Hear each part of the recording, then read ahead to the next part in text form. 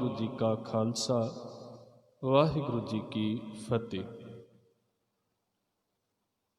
जैसी अगन उदर मह तैसी बाहर माया, माया अगन सब इको जेही करतै खेल रचाया। ये दो पौड़ियां का एक सुमेल है आनंद साहब की बाणी दे विच भी। सतगुरु ने कल जिहड़ी पौड़ी दे विच गल कीती सी वो ये सी भी जिस वेले साडा इस संसार दे विच अजे जन्म नहीं होया पर साडे जन्म की संभावना बन चुकी है। जिहड़ा समा असीं अपनी माँ दे उदर दे विच उहदे पेट दे विच बतीत करते हैं ते सतगुरु ने उत्थे गल बोली है, माता के उदर मह प्रतपाल करे सो क्यों मनो विसारी है। भी जिस वाहिगुरु ने साड़ी उस हालत दे विच पालना कीती है वो क्यों मन तो भुल जावे। ते सतगुरु ने हुण कंपैरिजन कीता है भी जिस तरीके दे नाल साडे उदर दे विच साडे पेट दे विच एक अग है ना, भी जो भी असीं खांदे हां ते खाधा होया पच जांदा है ते खाधा होया खत्म हो जाता है। सतगुरु गुरु नानक साहब महाराज जी का वचन है, खाधा होए सुआ भी खाने से दोस्ती। जो भी असी खांदे हाँ इस शरीर दे विच ते खाधा होया जिन्ना शरीर नूं लगना है उन्ना लगी जाता है ते बस फिर नाल नाल खत्म होई जा रहा है। जे पेट की अग इन्नी खतरनाक है भी ये विच जो भी असी पाउंदे हाँ वो पचदा जा रहा है, निकलदा जा रहा है। ते महाराज कहंदे इदां ही संसार दे विच भी एक अग है, तृष्णा की अग है। इहदे विच तुसी जो भी पाओगे तुहानूं इंज लगेगा कि कुछ पिया ही नहीं। मैं छोटी जी उदाहरण दे के आप जी के सामने इस गल नूं शुरू करांगा। जिन्नी कि साडी उम्र है, जे असीं एक हिसाब दे नाल सोच के वेखीए ना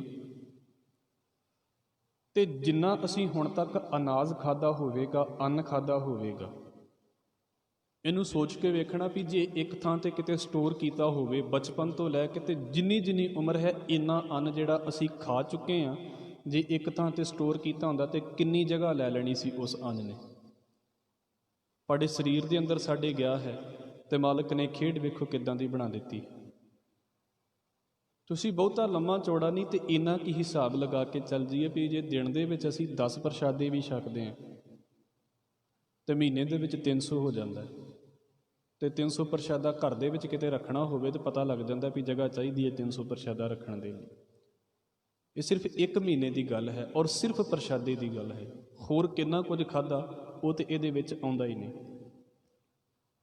कितना कुछ इस पेट दे विच पै गया तो सारा कुछ ही पिया पिया एक अग ने खत्म करके रख दिता। इनू कहा जाता है जठर अगन। असीं कल भी इस गल बारे बोलिया है। हुण इनू थोड़ा जिहा अपनी दुनिया दे नाल समझ के वेखना। आ जो बाहर दुनिया चलती पई है, ये दो तरीकों दे नाल दुनिया वेखी जाती है। जे असीं धार्मिक जिंदगी जींदे हां तो फिर इनू इदां ही वेखना पवेगा। जे असीं थोड़े जे भी अपने तो उत्ते लैवल दे उत्ते जांदे हां, जां मैं इदां कह देवां साडा दुनिया दे बारे नज़रिया की है। बहुतियां दा ते इहो ही है भी वो दुनिया दे विच एक पार्ट बन के जी रहे ने, उन्हां नूं पता ही नहीं भी दुनिया की है ते असीं की हाँ, भी असीं कुछ होर हाँ ते दुनिया कुछ होर है। बहुतियां नूं समझ नहीं है इस चीज़ की। और इसे करके जिद्दां बाकी करते हैं वो भी उन्होंने पिछे लग के करी जाते हैं। उन्होंने पता ही नहीं भी असीं जिंदगी दे विच आए हैं तो करना की है। वो अखां मीट के तुरन वाले बने पे ने, बस इस तो वध कुछ नहीं है उन्होंने कोल। साडा अनुभव इस जिंदगी के प्रति की है दूसरा दस देगा तो की दस देगा। मैं इस दुनिया नूं की समझदा हाँ कि मेरा इस दुनिया दे विच जन्म होया है। मैं की हाँ जिहड़ा मेरियां अखां दे सामने संसार नज़र आउंदा है, भावें किड्डा भी वड्डा है तो किड्डा भी छोटा है, वो की है। तो सतगुरु ने उहदी विचों एक गल लै लई है साडे सामने अज, तो उन्होंने असीं गुरु ग्रंथ साहिब महाराज की बाणी दे विचों समझण की कोशिश करनी है। वेखो जे तो साडा अनुभव इन्ना कमज़ोर है इस दुनिया नूं समझण दा, ਵੀ ਅਸੀਂ ਸੋਚਦੇ ਪਏ ਹਾਂ ਵੀ ਦੁਨੀਆ ਹੀ ਸਭ ਕੁਝ ਹੈ, ਤੇ ਅਸੀਂ ਭਾਵੇਂ ਪੜ੍ਹੇ ਲਿਖੇ ਤੇ ਭਾਵੇਂ ਅਨਪੜ੍ਹ ਹਾਂ, ਅਸੀਂ ਦੁਨੀਆ ਨੂੰ ਨਹੀਂ ਸਮਝ ਸਕੇ, ਧਾਰਮਿਕ ਦੁਨੀਆ ਤੋਂ ਤੇ ਬਿਲਕੁਲ ਨਹੀਂ ਸਮਝ ਸਕੇ। ਔਰ ਮੈਂ ਇਹ ਵੀ ਆਪ ਜੀ ਦੇ ਅੱਗੇ ਰੱਖ ਦੇਵਾਂ, ਜਿੰਨਾ ਜਿੰਨਾ ਸਾਡਾ ਦੁਨੀਆ ਦਾ ਅਨੁਭਵ ਕਮਜ਼ੋਰ ਹੈ, ਸਾਨੂੰ ਦੁਨੀਆਦਾਰੀ ਦੀ ਸਮਝ ਨਹੀਂ ਹੈ, ਜਿਹਨੂੰ ਅਸੀਂ ਦੁਨੀਆਦਾਰੀ ਕਹਿੰਦੇ ਹਾਂ ਉਹ ਦੁਨੀਆਦਾਰੀ ਨਹੀਂ ਹੈ, ਉਹ ਲੋਕ ਲਾਜ ਹੈ। ਜਿੰਨੀ ਜਿੰਨੀ ਸਾਨੂੰ ਦੁਨੀਆਦਾਰੀ ਦੀ ਸਮਝ ਨਹੀਂ ਹੈ, ਸਾਡੀ ਓਨੀ ਪਕੜ ਇਸ ਦੁਨੀਆ ਦੇ ਵਿੱਚ ਵੱਧ ਜਾਂਦੀ ਹੈ। ਅਸੀਂ ਓਨਾ ਹੀ ਜ਼ਿਆਦਾ ਇਹਦੇ ਵਿੱਚੋਂ ਸੰਤੁਸ਼ਟੀ ਭਾਲਦੇ ਹਾਂ, ਇਹਦੇ ਵਿੱਚੋਂ ਸੁੱਖ ਭਾਲਦੇ ਹਾਂ। ਔਰ ਸਤਿਗੁਰੂ ਕੀ ਕਹਿ ਰਹੇ ਨੇ, ਮਹਾਰਾਜ ਕਹਿੰਦੇ ਨੇ, ਜੈਸੀ ਅਗਨ ਉਦਰ ਮਾਹੇ ਜੈਸੀ ਅਗਨ ਉਦਰ ਮਹਿ ਤੈਸੀ ਬਾਹਰ ਮਾਇਆ। ਜਿੱਦਾਂ ਪੇਟ ਦੇ ਵਿੱਚ ਅੱਗ ਹੈ ਨਾ ਸਾਡੇ, ਵੀ ਜੋ ਖਾ ਰਹੇ ਹਾਂ ਤੇ ਪਚ ਜਾਂਦਾ ਹੈ, ਮਹਾਰਾਜ ਕਹਿੰਦੇ ਇੱਦਾਂ ਹੀ ਸੰਸਾਰ ਦੇ ਵਿੱਚ ਇੱਕ ਤ੍ਰਿਸ਼ਨਾ ਦੀ ਅੱਗ ਹੈ।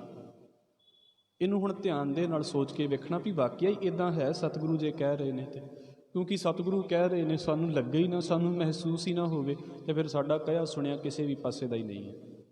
ਹਾਲਾਂਕਿ ਰੋਜ਼ ਅਸੀਂ ਇੱਕ ਬਚਨ ਪੜ੍ਹਦੇ ਹਾਂ ਮਹਾਰਾਜ ਜੀ ਦਾ, ਤਿਤ ਸਰਵਰੜੈ ਭਈਲੇ ਨਿਵਾਸਾ ਪਾਣੀ ਪਾਵਕ ਤਿਨਹਿ ਕੀਆ, ਪੰਕਜ ਮੋਹ ਪੱਗ ਨਹੀਂ ਚਾਲੈ ਹਮ ਦੇਖਾ ਤਹ ਡੂਬੀਅਲੇ। ਮਹਾਰਾਜ ਕਹਿੰਦੇ ਨੇ ਕਿ ਸਾਡਾ ਨਿਵਾਸ ਜਿਹੜਾ ਹੈ, ਸਾਡਾ ਟਿਕਾਣਾ ਜਿਹੜਾ ਹੈ, ਉਹ ਉਸ ਸਰੋਵਰ ਦੇ ਵਿੱਚ ਹੋ ਗਿਆ ਹੈ। ਕਿਹੜੇ ਦੇ ਵਿੱਚ? ਪਾਣੀ ਪਾਵਕ ਤਿਨਹਿ ਕੀਆ। ਜਿੱਥੇ ਆਮ ਸਰੋਵਰਾਂ ਦੇ ਵਿੱਚ ਪਾਣੀ ਹੁੰਦਾ ਹੈ ਨਾ, ਹੁਣ ਉੱਥੇ ਪਾਣੀ ਨਹੀਂ ਹੈ। ਮਹਾਰਾਜ ਕਹਿੰਦੇ ਇੱਥੇ ਅੱਗ ਹੈ। ਪਾਣੀ ਦੀ ਥਾਂ ਤੇ ਵਾਹਿਗੁਰੂ ਨੇ ਪਾਵਕ ਪੈਦਾ ਕਰ ਦਿੱਤੀ ਹੈ, ਅੱਗ ਪੈਦਾ ਕਰ ਦਿੱਤੀ ਹੈ। ਤੇ ਸਤਿਗੁਰੂ ਕਹਿੰਦੇ ਨਾਲ ਪੈਦਾ ਕਰ ਦਿੱਤਾ ਹੈ ਮੋਹ ਦਾ ਚਿੱਕੜ। ਪੰਕਜ ਮੋਹ ਪੱਗ ਨਹੀਂ ਚਾਲੈ ਹਮ ਦੇਖਾ ਤਾਂ ਡੂਬੀ ਅਲੇ। ਮਹਾਰਾਜ ਕਹਿੰਦੇ ਮੈਂ ਵੇਖਦਾ ਵੀ ਮੇਰੇ ਵਹਿੰਦਿਆਂ ਵਹਿੰਦਿਆਂ ਕਈ ਲੋਕ ਡੁੱਬ ਜਾਂਦੇ ਨੇ ਇਸ ਦੁਨੀਆ ਦੇ ਵਿੱਚ। ਕੁਝ ਸੜ ਗਏ ਤੇ ਕੁਝ ਡੁੱਬ ਗਏ। ਜਿਹੜੇ ਬਹੁਤੇ ਜ਼ਿਆਦਾ ਸੜ ਗਏ ਉਹਨਾਂ ਦਾ ਵੀ ਕੋਈ ਹੱਲ ਨਹੀਂ, ਜਿਹੜੇ ਡੁੱਬ ਗਏ ਉਹਨਾਂ ਦਾ ਵੀ ਕੁਝ ਹੱਲ ਨਹੀਂ। ਗੱਲ ਤੇ ਉਹਨਾਂ ਦੀ ਬਣੇਗੀ ਜਿਹੜੇ ਪਾਰ ਹੋ ਗਏ ਨੇ। ਇਸ ਪੰਕਤੀ ਨੂੰ ਸਮਝਣ ਦਾ ਸਭ ਤੋਂ ਵਧੀਆ ਤਰੀਕਾ ਇਹੋ ਹੀ ਹੈ। ਮੈਂ ਇੱਕ ਹੋਰ ਬਚਨ ਆਪ ਜੀ ਦੇ ਅੱਗੇ ਰੱਖ ਦੇਵਾਂ, ਉਹਦੇ ਵਿੱਚੋਂ ਜ਼ਿਆਦਾ ਗੱਲ ਕਲੀਅਰ ਹੋ ਜਾਵੇਗੀ। ਹਜ਼ੂਰ ਕਹਿੰਦੇ ਗੁੱਜੀ ਭਾ ਜਲੈ ਸੰਸਾਰਾ ਭਗਤ ਨਾ ਵਿਆਪੈ ਮਾਇਆ। ਗੁੱਜੀ ਅੱਗ ਉਹ ਹੁੰਦੀ ਹੈ ਜਿਹੜੀ ਬਾਹਰ ਨਜ਼ਰ ਨਹੀਂ ਆਉਂਦੀ। ਜਿਸ ਤਰ੍ਹਾਂ ਤੁਸੀਂ ਵੇਖੋਗੇ ਕਿ ਇਹਨਾਂ ਦਿਨਾਂ ਦੇ ਵਿੱਚ ਜੇ ਕਿਤੇ ਬਾਹਰ ਅੱਗ ਬਾਲੀ ਜਾਵੇ ਤੇ ਉੱਪਰੋਂ ਤੇ ਰਾਤ ਦੀ ਠੰਡ ਦੇ ਕਰਕੇ, ਤਰੇਲ ਦੇ ਕਰਕੇ ਉਹ ਅੱਗ ਸਵਾਹ ਬਣ ਜਾਂਦੀ ਹੈ, ਪਰ ਉਹਨੂੰ ਥੋੜ੍ਹਾ ਜਿਹਾ ਫੋੜੀਏ ਤੇ ਅੰਦਰੋਂ ਫਿਰ ਉੱਦਾਂ ਹੀ ਅੱਗ ਨਿਕਲਦੀ ਹੈ। ਭੁਲੇਖੇ ਦੇ ਨਾਲ ਕਿਤੇ ਜ਼ੋਰ ਦੀ ਹੱਥ ਉਹਦੇ ਵਿੱਚ ਪਾ ਦਿੱਤਾ ਜਾਵੇ ਤੇ ਹੱਥ ਸੜ ਜਾਂਦਾ। ਫਿਰ ਉਹਨੂੰ ਕਿਹਾ ਜਾਂਦਾ ਹੈ ਗੁੱਜੀ ਅੱਗ, ਜਿਹੜੀ ਨਜ਼ਰ ਨਹੀਂ ਆਉਂਦੀ ਪਰ ਹੈ ਬੜੀ ਖਤਰਨਾਕ ਹੈ।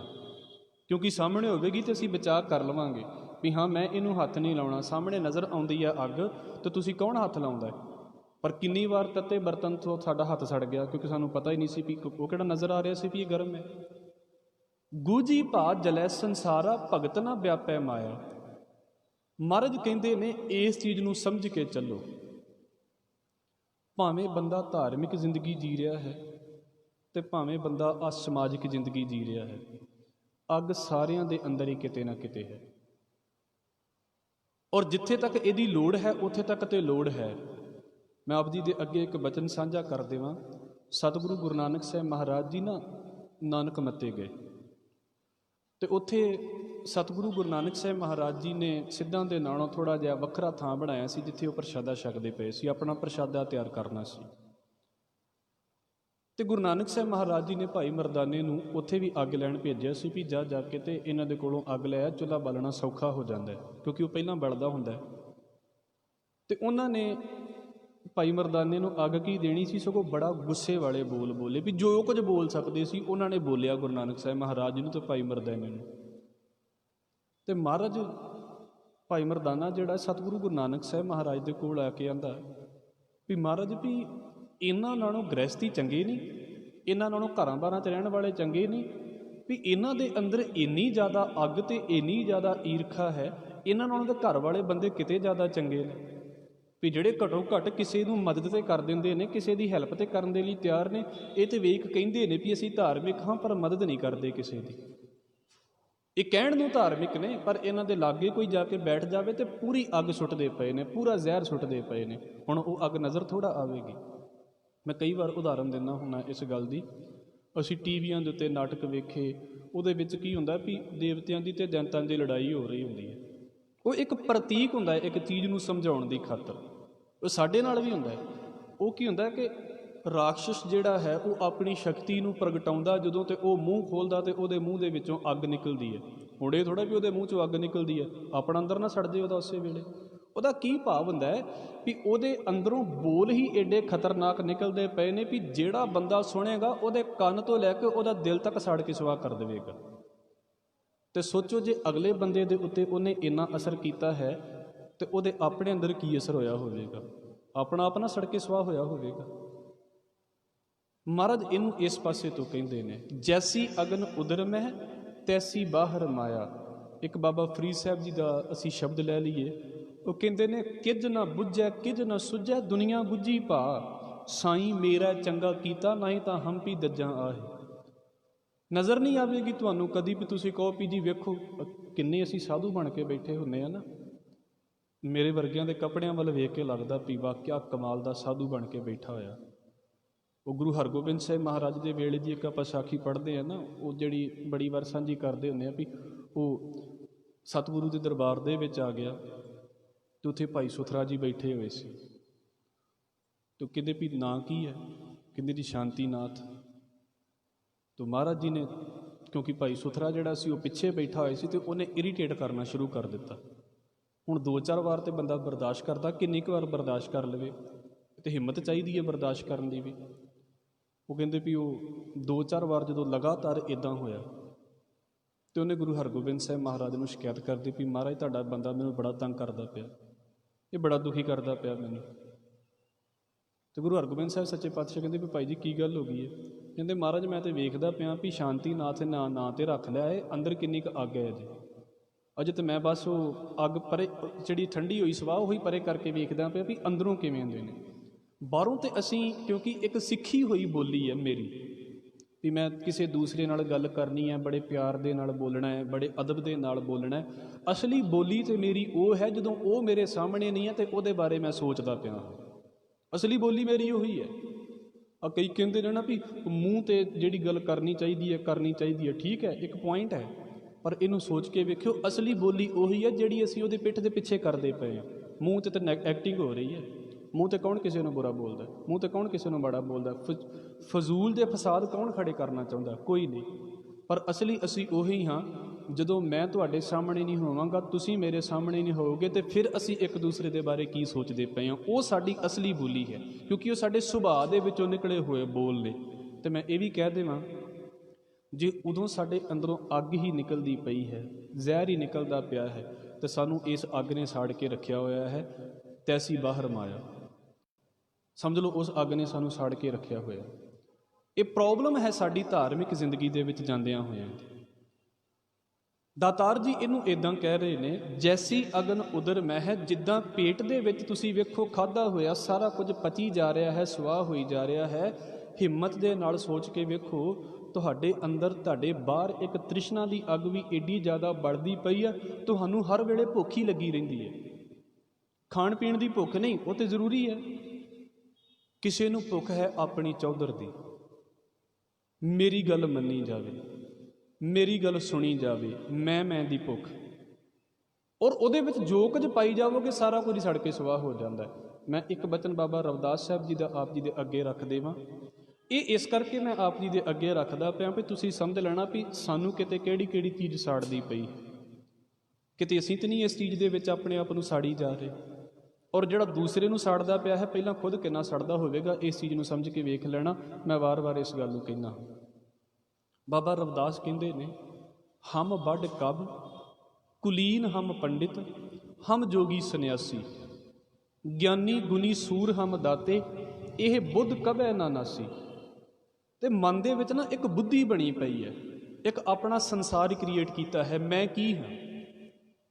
ਗੁਰੂ ਨਾਨਕ ਸਾਹਿਬ ਮਹਾਰਾਜ ਨੂੰ ਪੁੱਛੋ ਨਾ ਵੀ ਸੱਚੇ ਪਾਤਸ਼ਾਹ ਤੁਸੀਂ ਕੀ ਜੇ? ਅਤੇ ਸਤਿਗੁਰੂ ਆਪਣੇ ਬਾਰੇ ਪਤਾ ਕੀ ਕਹਿੰਦੇ ਨੇ? ਨਾਨਕ ਨੀਚ ਕਹੈ ਵਿਚਾਰ। ਕਿੰਨਾ ਸੌਖਾ ਨੇ ਇਸ ਗੱਲ ਨੂੰ ਕਹਿ ਦੇਣਾ। ਸਤਿਗੁਰੂ ਕਹਿੰਦੇ ਨੇ, ਬਦਬਖਤ ਹਮ ਚ ਵਕੀਲ ਗਾਫਿਲ ਬੇਨਜ਼ਰ ਬੇਬਾਕ, ਨਾਨਕ ਬਗੋਇਦ ਜਨ ਤੁਰਾ ਤੇਰੇ ਚਾਕਰਾਂ ਪਾ ਖਾਕ। ਵੀ ਮੈਂ ਤੇਰੇ ਚਾਕਰਾਂ ਦੇ ਵੀ ਚਾਕਰਾਂ ਦਾ ਜਿਹੜਾ ਨਾ ਉਹਨਾਂ ਦੇ ਪੈਰਾਂ ਦੀ ਧੂੜ ਦੇ ਵਿੱਚ ਬਹਿਣ ਵਾਲਾ ਬੰਦਾ ਹਾਂ, ਮੈਂ ਉਹ ਹਾਂ। ਇਹ ਕਿੰਨਾ ਸੌਖਾ ਨਾ ਕਿਸੇ ਨੂੰ ਬੋਲ ਦੇਣਾ। ਅਤੇ ਵਾਕਿਆ ਜ਼ਿੰਦਗੀ ਦੇ ਵਿੱਚ ਅਸੀਂ ਇਸ ਗੱਲ ਨੂੰ ਮੰਨਦੇ ਹਾਂ। ਮੈਂ ਤਾਂ ਕਈ ਵਾਰ ਗੁਰਦੁਆਰੇ ਵਿੱਚ ਇਹ ਗੱਲ ਕਹਿੰਦਾ ਹੁੰਦਾ ਵੀ ਇੱਥੋਂ ਮੇਰੇ ਵਰਗਾ ਸਟੇਜ 'ਤੇ ਕਹਿ ਦਿੰਦਾ ਦਾਸ ਇੱਦਾਂ ਦਾਸ ਉੱਦਾਂ, ਥੱਲੇ ਜਾ ਕੇ ਉਹਨੂੰ ਦਾਸ ਹੀ ਕਹਿ ਦਿਓ। ਤੈਨੂੰ ਲੱਗਦਾ ਮੈਂ ਦਾਸ ਹਾਂ? ਕਿੰਨਾ ਫਰਕ ਪੈ ਜਾਂਦਾ ਇਹਨਾਂ ਚੀਜ਼ਾਂ ਦੇ ਉੱਤੇ। ਕਿੰਨੀ ਅੱਗ ਅੰਦਰ ਪ੍ਰਬਲ ਹੈ। ਬਾਬਾ ਰਵਿਦਾਸ ਕਹਿੰਦੇ ਇੱਕ ਇੱਕ ਚੀਜ਼ ਨਾ ਆਪਣੇ ਅੰਦਰ ਅਸੀਂ ਲੈ ਕੇ ਬੈਠੇ ਹਾਂ ਵੀ ਮੈਂ ਕੁਝ ਹਾਂ, ਅਤੇ ਧਰਮ ਸ਼ੁਰੂ ਹੀ ਇੱਥੋਂ ਹੁੰਦਾ ਹੈ ਮੈਂ ਕੁਝ ਨਹੀਂ ਹਾਂ। ਮੈਂ ਕੁਝ ਹਾਂ, ਮੈਂ ਤਾਂ ਕੁਝ ਵੀ ਨਹੀਂ ਹਾਂ। ਮੈਨੂੰ ਕੀ ਲੱਗਦਾ ਪੂਰੇ ਬ੍ਰਹਮੰਡ ਦੇ ਵਿੱਚ ਮੇਰੀ ਹਸਤੀ ਕੀ ਹੈ? ਕੁਝ ਵੀ ਨਹੀਂ ਹੈ। ਮੇਰੇ ਵਰਗੇ ਪਤਾ ਨਹੀਂ ਕਿੰਨੇ ਆ ਕੇ ਕਿੰਨੇ ਚਲੇ ਗਏ। ਅਤੇ ਮੈਂ ਬੇਨਤੀ ਕਰ ਦੇਵਾਂ, ਕਹਿੰਦੇ ਕਵੀ ਨੂੰ ਇੰਝ ਲੱਗਦਾ ਵੀ ਮੈਂ ਕਵੀ ਹੋਵਾਂ ਅਤੇ ਸਾਰੀ ਦੁਨੀਆ ਮੇਰੀ ਕਵਿਤਾ ਸੁਣੇ, ਮੈਨੂੰ ਕਿਸੇ ਦੀ ਸੁਣਨ ਦੀ ਲੋੜ ਹੀ ਨਹੀਂ। ਹਮ ਵੱਡ ਕਵ ਕੁਲੀਨ, ਉੱਚੀ ਕੁੱਲ ਬਣੇ ਨੂੰ ਲੱਗਦਾ ਵੀ ਬਾਕੀ ਕੀੜੇ ਮਕੌੜੇ ਤੁਰੇ ਫਿਰਦੇ ਨੇ, ਕਿੱਡੀ ਵੱਡੀ ਈਗੋ ਲੈ ਕੇ ਤੁਰਿਆ ਫਿਰਦਾ। ਹਮ ਪੰਡਿਤ, ਜਿੰਨਾ ਮੈਨੂੰ ਪਤਾ ਹੈ ਕਿਸੇ ਹੋਰ ਨੂੰ ਪਤਾ ਹੈ, ਜਿੰਨੀ ਮੈਨੂੰ ਸਮਝ ਹੈ ਕਿਸੇ ਹੋਰ ਨੂੰ ਸਮਝ ਹੈ। ਧਾਰਮਿਕ ਦੁਨੀਆ ਦੇ ਵਿੱਚ ਕੀ ਬਾਹਰ ਵੀ ਇਹੀ ਹਾਲ ਹੈ। ਹਮ ਵੱਡ ਕਬ ਕੁਲੀਨ ਹਮ ਪੰਡਿਤ, ਹਮ ਜੋਗੀ ਸੰਨਿਆਸੀ, ਜਿਹੜੇ ਇਹਨਾਂ ਚੀਜ਼ਾਂ ਤੋਂ ਛੁੱਟ ਕੇ ਦੁਨੀਆ ਛੱਡ ਕੇ ਬਹਿ ਗਏ ਨੇ। ਉਹ ਕਹਿੰਦੇ ਜਿੱਦਾਂ ਯੋਗ ਦੀ ਸਮਝ ਸਾਨੂੰ ਹੈ ਤੁਹਾਨੂੰ ਕਿੱਥੇ ਹੈ। ਉਹ ਵੇਖੋ ਉਹ ਜਿਹੜੇ ਦੁਨੀਆ ਛੱਡ ਕੇ ਬੈਠੇ ਨੇ ਨਾ, ਦੁਨੀਆ ਦੇ ਵਿੱਚ ਰਹਿਣ ਵਾਲੇ ਨੂੰ ਇੱਦਾਂ ਸਮਝਦੇ ਜਿੱਦਾਂ ਫੇਲ ਹੋਏ ਬੰਦੇ ਰਹਿ ਰਹੇ ਨੇ ਦੁਨੀਆ ਦੇ ਵਿੱਚ। ਹਮ ਜੋਗੀ ਸੰਨਿਆਸੀ, ਸੰਨਿਆਸੀ ਨੇ ਛੱਡ ਸਾਰਾ ਕੁਝ ਦਿੱਤਾ ਪਰ ਈਗੋ ਫੜ ਕੇ ਰੱਖੀ ਹੋਈ ਹੈ। ਉਹ ਛੱਡਦਾ ਨਹੀਂ ਹੈ। ਉਹ ਜਦੋਂ ਕਿਸੇ ਨੂੰ ਉਹਨੂੰ ਮੌਕਾ ਮਿਲੇ ਨਾ ਕਿਸੇ ਨੂੰ ਸਾੜ ਕੇ ਸਵਾਹ ਕਰਨ ਦਾ, 1 ਸੈਕਿੰਡ ਲਾਉਂਦਾ। ਹਮ ਜੋਗੀ ਸੰਨਿਆਸੀ, ਗਿਆਨੀ ਗੁਣੀ ਸੂਰ ਹਮ ਦਾਤੇ, ਮੈਂ ਬੜਾ ਵੱਡਾ ਗਿਆਨੀ ਹਾਂ, ਮੈਨੂੰ ਪਤਾ ਨੇ, ਮੈਨੂੰ ਗੱਲਾਂ ਆਉਂਦੀਆਂ ਨੇ ਸਾਰੀਆਂ। ਧਰਮ ਗੱਲਾਂ ਦੇ ਨਾਲ। ਬਾਬਾ ਭਾਈ ਗੁਰਦਾਸ ਸਾਹਿਬ ਕਹਿੰਦੇ ਗੱਲੀ ਜੇ ਸ਼ਹਿ ਪਾਈਆ ਤੋਤਾ ਕਿਉਂ ਫਸਿਆ, ਵੀ ਜੇ ਗੱਲਾਂ ਦੇ ਨਾਲ ਹੀ ਸਾਰਾ ਕੁਝ ਆਉਂਦਾ ਹੋਵੇ ਤਾਂ ਤੋਤਾ ਵਿਚਾਰਾ ਕਿਉਂ ਫਸ ਜਾਵੇ। ਜਾਨਵਰਾਂ ਦੇ ਵਿੱਚੋਂ ਤੋਤਾ ਹੀ ਤਾਂ ਇੱਦਾਂ ਦਾ ਹੈ ਜਿਹੜਾ ਬੰਦੇ ਵਰਗੀਆਂ ਗੱਲਾਂ ਵੀ ਕਰ ਲੈਂਦਾ, ਉਹਨੂੰ ਸਿਖਾਇਆ ਜਾ ਸਕਦਾ। ਅਤੇ ਮਹਾਰਾਜ ਕਹਿੰਦੇ ਫਿਰ ਤੋਤਾ ਤਾਂ ਫਸਣਾ ਹੀ ਨਹੀਂ ਸੀ ਚਾਹੀਦਾ ਜੇ ਗੱਲਾਂ ਬਾਤਾਂ ਨੂੰ ਤੁਸੀਂ ਧਰਮ ਸਮਝਦੇ ਹੋ। ਤੇ ਗਿਆਨੀ ਗੁਣੀ ਸੂਰ ਹਮ ਦਾਤੇ, ਜਿਹੜਾ ਗੁਣ ਆਇਆ ਉਸੇ ਗੁਣ ਨੇ ਫੜ ਲਿਆ ਸਾਨੂੰ, ਅਤੇ ਹੁਣ ਉਸੇ ਗੁਣ ਦੇ ਨਾਲ ਅਸੀਂ ਦੁਨੀਆ ਨੂੰ ਫਨਾਹ ਕਰਨ ਦੀ ਸੋਚਦੇ ਪਏ। ਇਹ ਬੁੱਧ ਕਦੇ ਨਾ ਨਾਸੀ, ਆਹ ਬੁੱਧੀ ਨਹੀਂ ਸਾਡੇ ਅੰਦਰੋਂ ਦੂਰ ਹੁੰਦੀ ਵੀ ਮੈਂ ਕੁਝ ਹਾਂ, ਮੈਂ ਕੁਝ ਹਾਂ। ਇਹ ਬੁੱਧ ਕਦੇ ਨਾ ਨਾਸੀ, ਇਹ ਖਿਆਲ ਨਹੀਂ ਦੂਰ ਹੁੰਦਾ। ਅਤੇ ਉਹ ਖਿਆਲ ਪਹਿਲਾਂ ਤਾਂ ਸਾਨੂੰ ਸਾੜਦਾ ਫਿਰ ਦੁਨੀਆ ਨੂੰ ਸਾੜਦਾ। ਇਹ ਪਹਿਲਾਂ ਸਾਡਾ ਬੇੜਾ ਗਰਕ ਕਰਦਾ ਫਿਰ ਦੂਸਰੇ ਦਾ ਬੇੜਾ ਗਰਕ ਕਰਦਾ। ਮਹਾਰਾਜ ਕਹਿੰਦੇ ਨੇ ਸਿਰਫ ਇਹਨੂੰ ਕੰਪੈਰੀਜ਼ਨ ਦੇ ਵਿੱਚ ਸਮਝ ਲਓ। ਜਿੱਦਾਂ ਤੁਸੀਂ ਖਾਂਦੇ ਜੇ ਅਤੇ ਤੁਹਾਡਾ ਖਾਧਾ ਹੋਇਆ ਸੜ ਕੇ ਸਵਾਹ ਹੋਈ ਜਾ ਰਿਹਾ ਨਾ, ਤੁਹਾਡੇ ਅੰਦਰ ਤ੍ਰਿਸ਼ਨਾ ਦੀ ਅੱਗ ਬਲਦੀ ਪਈ ਹੈ। ਇਹਨੇ ਜੋ ਕੁਝ ਵੀ ਤੁਹਾਡੇ ਅੰਦਰ ਆਉਣਾ ਹੈ, ਜੋ ਕੁਝ ਵੀ ਤੁਹਾਨੂੰ ਪੈਣਾ ਹੈ, ਸਾਰਾ ਕੁਝ ਹੀ ਤੁਹਾਨੂੰ ਇੰਝ ਲੱਗੇਗਾ ਕੁਝ ਮਿਲਿਆ ਹੀ ਨਹੀਂ, ਕੁਝ ਖਤਮ ਹੋ ਗਿਆ ਤੁਹਾਡੇ ਤਾਂ। ਤੁਹਾਨੂੰ ਕਦੀ ਵੀ ਰੱਜ ਨਹੀਂ ਪ੍ਰਤੀਤ ਹੋਵੇਗਾ ਵੀ ਹਾਂ ਅਸੀਂ ਰੱਜ ਗਏ ਹਾਂ, ਅਸੀਂ ਤ੍ਰਿਪਤ ਹਾਂ। ਮੈਂ ਕਿਸੇ ਵੀ ਸਮਾਗਮ ਦੇ ਵਿੱਚ ਜਾਂਦਾ ਹਾਂ, ਮੈਂ ਪਹਿਲਾਂ ਹੀ ਇਸ ਇੱਕ ਥਿੰਕਿੰਗ ਲੈ ਕੇ ਚੱਲਦਾ ਪਿਆ, ਮੇਰਾ ਸਨਮਾਨ ਹੋਵੇ, ਮੇਰੀ ਗੱਲ ਸੁਣੀ ਜਾਵੇ, ਮੈਨੂੰ ਸਮਝਿਆ ਜਾਵੇ, ਮੈਨੂੰ ਮਾਣ ਦਿੱਤਾ ਜਾਵੇ। ਉਹ ਪ੍ਰੋਬਲਮ ਉਦੋਂ ਆਉਂਦੀ ਹੈ ਜਦੋਂ ਕੋਈ ਮਾਣ ਨਹੀਂ ਦਿੰਦਾ, ਫਿਰ ਮੈਨੂੰ ਲੱਗਦਾ ਮੇਰੀ ਈਗੋ ਹਰਟ ਹੋ ਗਈ। ਮੈਂ ਕਿਉਂ ਗਿਆ ਏਡੇ ਵੱਡੇ ਖਾਹਿਸ਼ਾਂ ਲੈ ਕੇ। ਪਰ ਸਤਿਗੁਰੂ ਕਹਿੰਦੇ ਇਹ ਤਾਂ ਚੱਲੇ ਗਈ, ਕਿਉਂਕਿ ਅੰਦਰ ਅੱਗ ਬੜੀ ਖਤਰਨਾਕ ਬਲਦੀ ਪਈ ਹੈ ਨਾ। ਉਹ ਅੱਗ ਚੈਨ ਨਹੀਂ ਕਰਨ ਦਿੰਦੀ, ਉਹ ਟਿਕਾ ਨਹੀਂ ਕਰਨ ਦਿੰਦੀ ਕਿਸੇ ਵੀ ਪਾਸੇ ਤੋਂ। ਸਤਿਗੁਰੂ ਕਹਿ ਰਹੇ ਨੇ ਭਾਈ ਆਪਣੇ ਅੰਦਰ ਇਸ ਅੱਗ ਨੂੰ ਸਮਝੋ, ਹੈ ਤੇ ਮਾਲਕ ਦੀ ਖੇਡ ਹੈ। ਜੇ ਅੱਗ ਨਾ ਹੋਵੇ ਤਾਂ ਸਾਨੂੰ ਰੋਟੀ ਪਚ ਨਹੀਂ ਸਕਦੀ। ਜੇ ਸਾਡੇ ਅੰਦਰ ਖਿੱਚ ਨਾ ਹੋਵੇ ਤਾਂ ਅਸੀਂ ਤਰੱਕੀ ਨਹੀਂ ਕਰ ਸਕਦੇ ਜ਼ਿੰਦਗੀ ਦੇ ਵਿੱਚ। ਪਰ ਇਹ ਇੰਨੀ ਜ਼ਿਆਦਾ ਵੱਧ ਜਾਵੇ ਤਾਂ ਫਿਰ ਕੀ ਹੁੰਦਾ ਹੈ। ਹਜ਼ੂਰ ਕਹਿੰਦੇ ਨੇ ਜੈਸੀ ਅਗਨ ਉਦਰ ਮਹਿ ਤੈਸੀ ਬਾਹਰ ਮਾਇਆ, ਮਾਇਆ ਅਗਨ ਸਭ ਇੱਕੋ ਜਿਹੀ ਕਰਤੈ ਖੇਲ ਰਚਾਇਆ। ਹੈ ਤੇ ਵਾਹਿਗੁਰੂ ਦੀ ਖੇਡ ਹੀ ਹੈ। ਮੈਂ ਬੇਨਤੀ ਕਰਦੇ ਹਾਂ, ਇਸ ਗੱਲ ਨੂੰ ਪਤਾ ਨਹੀਂ ਅਸੀਂ ਕਦੋਂ ਸਮਝਾਂਗੇ ਜਾਂ ਸਮਝਣਾ ਚਾਹੀਦਾ ਹੈ। ਇਸ ਸੰਸਾਰ ਦੇ ਵਿੱਚ ਅਸੀਂ ਨਾਟਕ ਤੋਂ ਵੱਧ ਕੁਝ ਨਹੀਂ ਕਰਦੇ ਪਏ। ਅਸੀਂ ਕੁਝ ਨਹੀਂ ਕਰਦੇ ਪਏ ਇਹਦੇ ਤੋਂ ਵੱਧ। ਤੁਸੀਂ ਲੱਖਾਂ ਕੋਸ਼ਿਸ਼ਾਂ ਕਰ ਲਓ ਨਾ ਵੀ ਸੰਸਾਰ ਮੇਰੇ ਅਕੋਰਡਿੰਗ ਚੱਲਣਾ ਸ਼ੁਰੂ ਹੋ ਜਾਵੇ, ਕਦੀ ਨਹੀਂ ਚੱਲੇਗਾ। ਉਹ ਨਹੀਂ ਚੱਲਦਾ ਕਦੀ। ਇੱਕ ਰੋਲ ਹੈ ਮੇਰਾ, ਬਸ ਮੈਂ ਉਹਨੂੰ ਕਿੰਨੀ ਇਮਾਨਦਾਰੀ ਦੇ ਨਾਲ ਨਿਭਾ ਰਿਹਾ, ਉਹਨੂੰ ਕਿੰਨੇ ਧਿਆਨ ਦੇ ਨਾਲ ਨਿਭਾ ਰਿਹਾ। ਦਾਤਾਰ ਕਹਿੰਦੇ ਰੱਬ ਦੀ ਖੇਡ ਹੈ। ਜਿੱਦਾਂ ਫੁੱਟਬਾਲ ਦੀ ਖੇਡ ਹੁੰਦੀ ਹੈ ਨਾ, ਅਤੇ ਹਰ ਖਿਡਾਰੀ ਨੂੰ ਇੱਕ ਰੋਲ ਮਿਲਿਆ ਹੁੰਦਾ ਵੀ ਤੇਰਾ ਇੰਨਾ ਏਰੀਆ ਹੈ, ਤੂੰ ਇਸ ਏਰੀਏ ਨੂੰ ਕਵਰ ਕਰਨਾ ਹੈ, ਤੈਨੂੰ ਦੂਸਰੇ ਦੇ ਏਰੀਏ ਦੇ ਵਿੱਚ ਜਾਣ ਦੀ ਲੋੜ ਵੀ ਨਹੀਂ ਹੈ। ਬਾਕੀ ਉੱਥੇ ਖੇਡਦੇ ਪਏ ਨੇ ਬਹੁਤ ਵਧੀਆ। ਉਹਨਾਂ 11 ਨੂੰ ਉਹਨਾਂ ਦਾ ਏਰੀਆ ਮਿਲਿਆ ਹੁੰਦਾ ਵੀ ਤੇਰਾ ਇਹ ਏਰੀਆ ਹੈ, ਤੂੰ ਇਸ ਏਰੀਏ ਤੋਂ ਆਪਣੀ ਜਗ੍ਹਾ ਕਵਰ ਕਰਨੀ ਹੈ, ਤੈਨੂੰ ਬਾਕੀਆਂ ਦੀ ਫਿਕਰ ਨਹੀਂ ਹੋਣੀ ਚਾਹੀਦੀ। ਉਹ ਫਿਰ ਖੇਡ ਬੜੀ ਵਧੀਆ ਚੱਲਦੀ ਹੈ। ਅਤੇ ਜੇ ਇੱਕ ਪਾਸੇ ਸਾਰੇ ਡਿੱਗ ਪੈਣ ਅਤੇ ਇੱਕ ਪਾਸਾ ਖਾਲੀ ਹੋ ਜਾਵੇ, ਫਿਰ ਕੀ ਬਣਦਾ ਜ਼ਿੰਦਗੀ ਦੇ ਵਿੱਚ? ਇੰਬੈਲੈਂਸ ਹੋ ਜਾਂਦਾ ਸਾਰਾ ਕੁਝ। ਹੈ ਤੇ ਖੇਡ ਹੀ ਹੈ ਨਾ ਸੰਸਾਰ ਦੀ। ਜੋ ਤੁਹਾਨੂੰ ਰੋਲ ਮਿਲਿਆ ਹੈ ਉਹਨੂੰ ਬੇਪਰਵਾਹੀ ਦੇ ਨਾਲ ਤੇ ਇਮਾਨਦਾਰੀ ਦੇ ਨਾਲ ਨਿਭਾ ਦਿਓ। ਹੈ ਖੇਡ ਹੈ। ਪ੍ਰੋਬਲਮ ਉਦਣ ਆਉਂਦੀ ਹੈ ਜਿੱਦਣ ਅਸੀਂ ਖੇਡ ਨੂੰ ਵੀ ਫਰਸਟ੍ਰੇਸ਼ਨ ਬਣਾ ਲੈਂਦੇ ਹਾਂ, ਜਿੱਦਣ ਸਾਨੂੰ ਖੇਡ ਵੀ ਇੰਝ ਲੱਗਣ ਲੱਗ ਪੈਂਦੀ ਹੈ ਵੀ ਜੰਗ ਹੋ ਗਈ ਹੈ। ਅੱਗ ਇੰਨੀ ਜ਼ਿਆਦਾ ਪ੍ਰਬਲ ਹੈ, ਮੈਂ ਸ਼ਬਦ ਵਾਰ-ਵਾਰ ਵਰਤਦਾ ਪਿਆ ਹਾਂ, ਸਾਨੂੰ ਸਾਡੀਆਂ ਖੇਡਾਂ ਵੀ ਨਾ ਇੰਝ ਲੱਗਣ ਲੱਗ ਪਈਆਂ ਨੇ ਵੀ ਖੇਡਾਂ ਕਾਹਦੀਆਂ ਤੇ ਲੜਾਈਆਂ ਹੋ ਰਹੀਆਂ ਨੇ। ਮੈਂ ਵੇਖਦਾ ਪਿਆ ਸੀ TV ਦੇ ਉੱਤੇ, ਇੱਕ ਸ਼ੁਰੂ ਹੋਣਾ ਸੀ ਅਤੇ ਉਹਨਾਂ ਦੀ ਐਡ ਹੀ ਇੱਥੋਂ ਸ਼ੁਰੂ ਹੋ ਰਹੀ ਹੈ, this is not the game, this is a war. ਹੁਣ ਜਿਹੜਾ ਗੇਮ ਨਹੀਂ, ਗੇਮ ਅਤੇ ਵਾਰ ਦੇ ਵਿੱਚ ਜਿਹੜੇ ਬੰਦੇ ਨੂੰ ਫ਼ਰਕ ਹੀ ਨਹੀਂ ਪਤਾ, ਉਹ ਬੰਦਾ ਜ਼ਿੰਦਗੀ 'ਚ ਭਾਵੇਂ ਕਿੱਡਾ ਵੀ ਕਰੋੜਾਂ ਦਾ ਮਾਲਕ ਹੋਵੇ, ਖਿਡਾਰੀ ਹੋਵੇ, ਉਹਨੂੰ ਸਮਝ ਹੀ ਨਹੀਂ ਹੈਗੀ ਵੀ ਗੇਮ ਕੀ ਚੀਜ਼ ਹੈ ਅਤੇ ਵਾਰ ਕੀ ਚੀਜ਼ ਹੈ। ਔਰ ਲੋਕਾਂ ਨੂੰ ਲੜਾਇਆ ਜਾ ਰਿਹਾ ਉਸ ਚੀਜ਼ ਦੇ ਉੱਤੇ। ਕਿੰਨੀ ਅੱਗ ਪ੍ਰਬਲ ਹੋਵੇਗੀ, ਤੁਸੀਂ ਇਸ ਗੱਲ ਨੂੰ ਸੋਚ ਕੇ ਵੇਖਣਾ। ਅਤੇ ਇਹ ਤੁਸੀਂ ਵੇਖਣਾ ਵੀ ਆਪਣੇ ਆਪ ਨੂੰ ਬਚਾਉਣਾ ਕਿੱਦਾਂ ਹੈ। ਅੱਗ ਤਾਂ ਹੈ, ਕਦੀ ਅੱਗ ਥੋੜ੍ਹਾ ਕਹੇਗੀ ਤੁਹਾਨੂੰ ਵੀ ਤੁਸੀਂ ਨਾ ਇਹਦੇ ਵਿੱਚ ਡਿੱਗੋ। ਉਹ ਤਾਂ ਸਾਡੀ ਸਮਝ ਹੈ ਨਾ ਵੀ ਮੈਂ ਜਿੱਦਾਂ ਦੁਨੀਆ ਚੱਲਦੀ ਪਈ ਮੈਂ ਇੱਦਾਂ ਚੱਲਣਾ ਕਿ ਨਹੀਂ। ਕਰਤਾ ਖੇਲ ਰਚਾਇਆ, ਸਿਰਫ ਇੱਕ ਖੇਡ ਹੈ। ਔਰ ਤੁਸੀਂ ਕਿੱਦਾਂ ਖੇਡਦੇ ਪਏ ਜੇ ਇਸ ਖੇਡ ਨੂੰ, ਤੁਹਾਡੀ ਮਰਜ਼ੀ ਹੈ। ਬਰਡਨ ਲੈ ਕੇ ਖੇਡ ਲਓ, ਤੁਹਾਡੀ ਮਰਜ਼ੀ ਹੈ। ਟੈਨਸ਼ਨ ਖੇਡ ਲੈ ਦੇ ਵਿੱਚ ਖੇਡ ਲਓ, ਤੁਹਾਡੀ ਮਰਜ਼ੀ ਹੈ। ਫ੍ਰੀ ਦੇ ਵਿੱਚ ਖੇਡੀ ਜਾਓ, ਇਹ ਤੁਹਾਡੀ ਮਰਜ਼ੀ ਹੈ ਕਿਵੇਂ ਖੇਡਣਾ। ਟਾਈਮ ਪੂਰਾ ਹੋ ਜਾਵੇਗਾ, ਗੱਲ ਖਤਮ ਹੋ ਜਾਵੇਗੀ। ਜਿੱਦਾਂ ਜਿੱਦਾਂ ਖੇਡਾਂਗੇ ਉੱਦਾਂ ਉੱਦਾਂ ਰਿਜ਼ਲਟ ਆਈ ਜਾਵੇਗਾ। ਕਰਤਾ ਖੇਲ ਰਚਾਇਆ। ਫਿਰ ਸਤਿਗੁਰੂ ਅਗਲੀ ਗੱਲ ਕਰਦੇ ਨੇ, ਜਾਂ ਤਿਸ ਭਾਣਾ ਤਾਂ ਜੰਮਿਆ, ਪਰਿਵਾਰ ਭਲਾ ਪਾਇਆ। ਇਹ ਫਿਰ ਥੋੜ੍ਹਾ ਜਿਹਾ ਸਾਡੀ ਸਟਾਰਟਿੰਗ ਵਾਲੀ ਗੱਲ ਆ ਗਈ, ਸਾਡੇ ਬਚਪਨ ਦੀ ਗੱਲ ਆ ਗਈ। ਮਹਾਰਾਜ ਕਹਿੰਦੇ ਨੇ, ਜੇ ਮਾਲਕ ਨੂੰ ਚੰਗਾ ਲੱਗਾ ਤਾਂ ਜੰਮਿਆ, ਤਾਂ ਜਨਮ ਹੋਇਆ।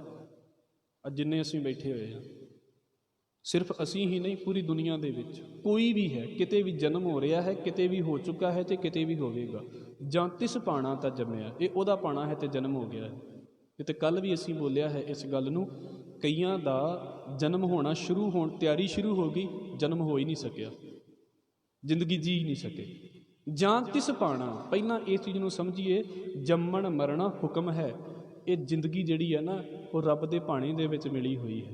ਜਾਂ ਤਿਸ ਭਾਣਾ ਤਾਂ ਜੰਮਿਆ, ਅਤੇ ਫਿਰ ਅਗਲੀ ਗੱਲ ਸ਼ੁਰੂ ਹੋ ਜਾਂਦੀ ਹੈ ਇੱਥੋਂ, ਪਰਿਵਾਰ ਭਲਾ ਪਾਇਆ। ਜਿਹੜਾ ਜਨਮਦਾ ਹੈ ਉਹ ਬੱਚਾ ਪਰਿਵਾਰ ਦੇ ਵਿੱਚ ਬੜਾ ਸੋਹਣਾ ਲੱਗਦਾ ਹੈ, ਸਾਰਿਆਂ ਨੂੰ ਸੋਹਣਾ ਲੱਗਦਾ, ਕਿਉਂਕਿ ਉੱਥੇ ਕੀ ਗੱਲ ਸ਼ੁਰੂ ਹੋ ਜਾਂਦੀ ਹੈ, ਮੋਹ ਦੀ ਗੱਲ ਸ਼ੁਰੂ ਹੋ ਜਾਂਦੀ ਹੈ, ਪਕੜ ਦੀ ਗੱਲ ਸ਼ੁਰੂ ਹੋ ਜਾਂਦੀ ਹੈ। ਪਰਿਵਾਰ ਭਲਾ ਪਾਇਆ ਦਾ ਮਤਲਬ ਇਹ ਨਹੀਂ ਵੀ ਬੱਚੇ ਨੂੰ ਪਰਿਵਾਰ ਚੰਗਾ ਲੱਗਦਾ ਹੈ, ਪਰਿਵਾਰ ਵਿੱਚ ਉਹ ਬੱਚਾ ਸਾਰਿਆਂ ਨੂੰ ਚੰਗਾ ਲੱਗਦਾ ਹੈ। ਪਰਿਵਾਰ ਦੇ ਵਿੱਚ ਕੀ, ਦੁਨੀਆ ਦੇ ਵਿੱਚ ਵੀ ਸਾਰਿਆਂ ਨੂੰ ਚੰਗਾ ਲੱਗਦਾ ਹੈ, ਕਿਉਂਕਿ ਮਾਸੂਮੀਅਤ ਹੈ ਉਹਦੇ ਪੱਲੇ। ਔਰ ਇੱਕ ਚੀਜ਼ ਵੇਖਿਓ, ਸਤਿਗੁਰੂ ਗੁਰੂ ਅਰਜਨ ਸਾਹਿਬ ਮਹਾਰਾਜ ਜੀ ਦਾ ਸ਼ਬਦ ਹੈ, ਪਾਇਓ ਬਾਲ ਬੁੱਧ ਸੁਖ ਰੇ। ਮੈਨੂੰ ਨਹੀਂ ਪਤਾ ਅਸੀਂ ਕਿੱਦਾਂ ਦੀ ਬੰਦਗੀ ਕਰਦੇ ਹਾਂ ਅਤੇ ਕਿੱਦਾਂ ਦੀ ਕਰਨੀ ਚਾਹੀਦੀ ਹੈ, ਪਰ ਸਤਿਗੁਰੂ ਕਹਿੰਦੇ ਭਗਤੀ ਸਿੱਖਣੀ ਹੈ ਅਤੇ ਬੱਚੇ ਦੇ ਕੋਲੋਂ ਸਿੱਖ ਲਓ, ਜਿਹੜੇ ਬੱਚੇ ਨੂੰ ਅਜੇ ਸੁਰਤ ਖਿੰਡਾਉਣ ਦਾ ਤਰੀਕਾ ਨਹੀਂ ਆਇਆ, ਜਿਹੜੇ ਬੱਚੇ ਦੀ ਅਜੇ ਸੁਰਤ ਨਹੀਂ ਖਿੰਡਦੀ। ਤੁਸੀਂ ਛੋਟੇ ਛੋਟੇ ਬੱਚਿਆਂ ਦੇ ਵੱਲ ਵੇਖਿਓ ਨਾ, ਉਹ ਕਿਸੇ ਵੀ ਚੀਜ਼ ਵੱਲ ਵੇਖਣਗੇ ਨਾ, ਇੰਨੇ ਧਿਆਨ ਦੇ ਨਾਲ ਵੇਖਣਗੇ ਵੀ ਉਹਨਾਂ ਨੂੰ ਬਾਕੀ ਦੁਨੀਆ ਦੇ ਨਾਲ ਮਤਲਬ ਹੀ ਨਹੀਂ ਹੈ। ਅਤੇ ਪ੍ਰੋਫੈਸਰ ਪੂਰਨ ਸਿੰਘ ਕਹਿੰਦੇ ਹੁੰਦੇ, ਅਸੀਂ ਫਿਰਦੇ ਪਾਰਕ ਦੇ ਵਿੱਚ ਹੁੰਦੇ ਹਾਂ, ਗਿਣ ਨੋਟ ਰਹੇ ਹੁੰਦੇ ਹਾਂ। ਇਹ ਸਾਡੀ ਪ੍ਰੋਬਲਮ ਹੈ। ਬੱਚਾ ਹਰ ਇੱਕ ਚੀਜ਼ ਨੂੰ ਉਸੇ ਧਿਆਨ ਦੇ ਨਾਲ ਵੇਖਦਾ ਹੈ। ਅਤੇ ਸਤਿਗੁਰੂ ਕਹਿੰਦੇ, ਪਾਇਓ ਬਾਲ ਬੁੱਧ ਸੁਖ ਰੇ।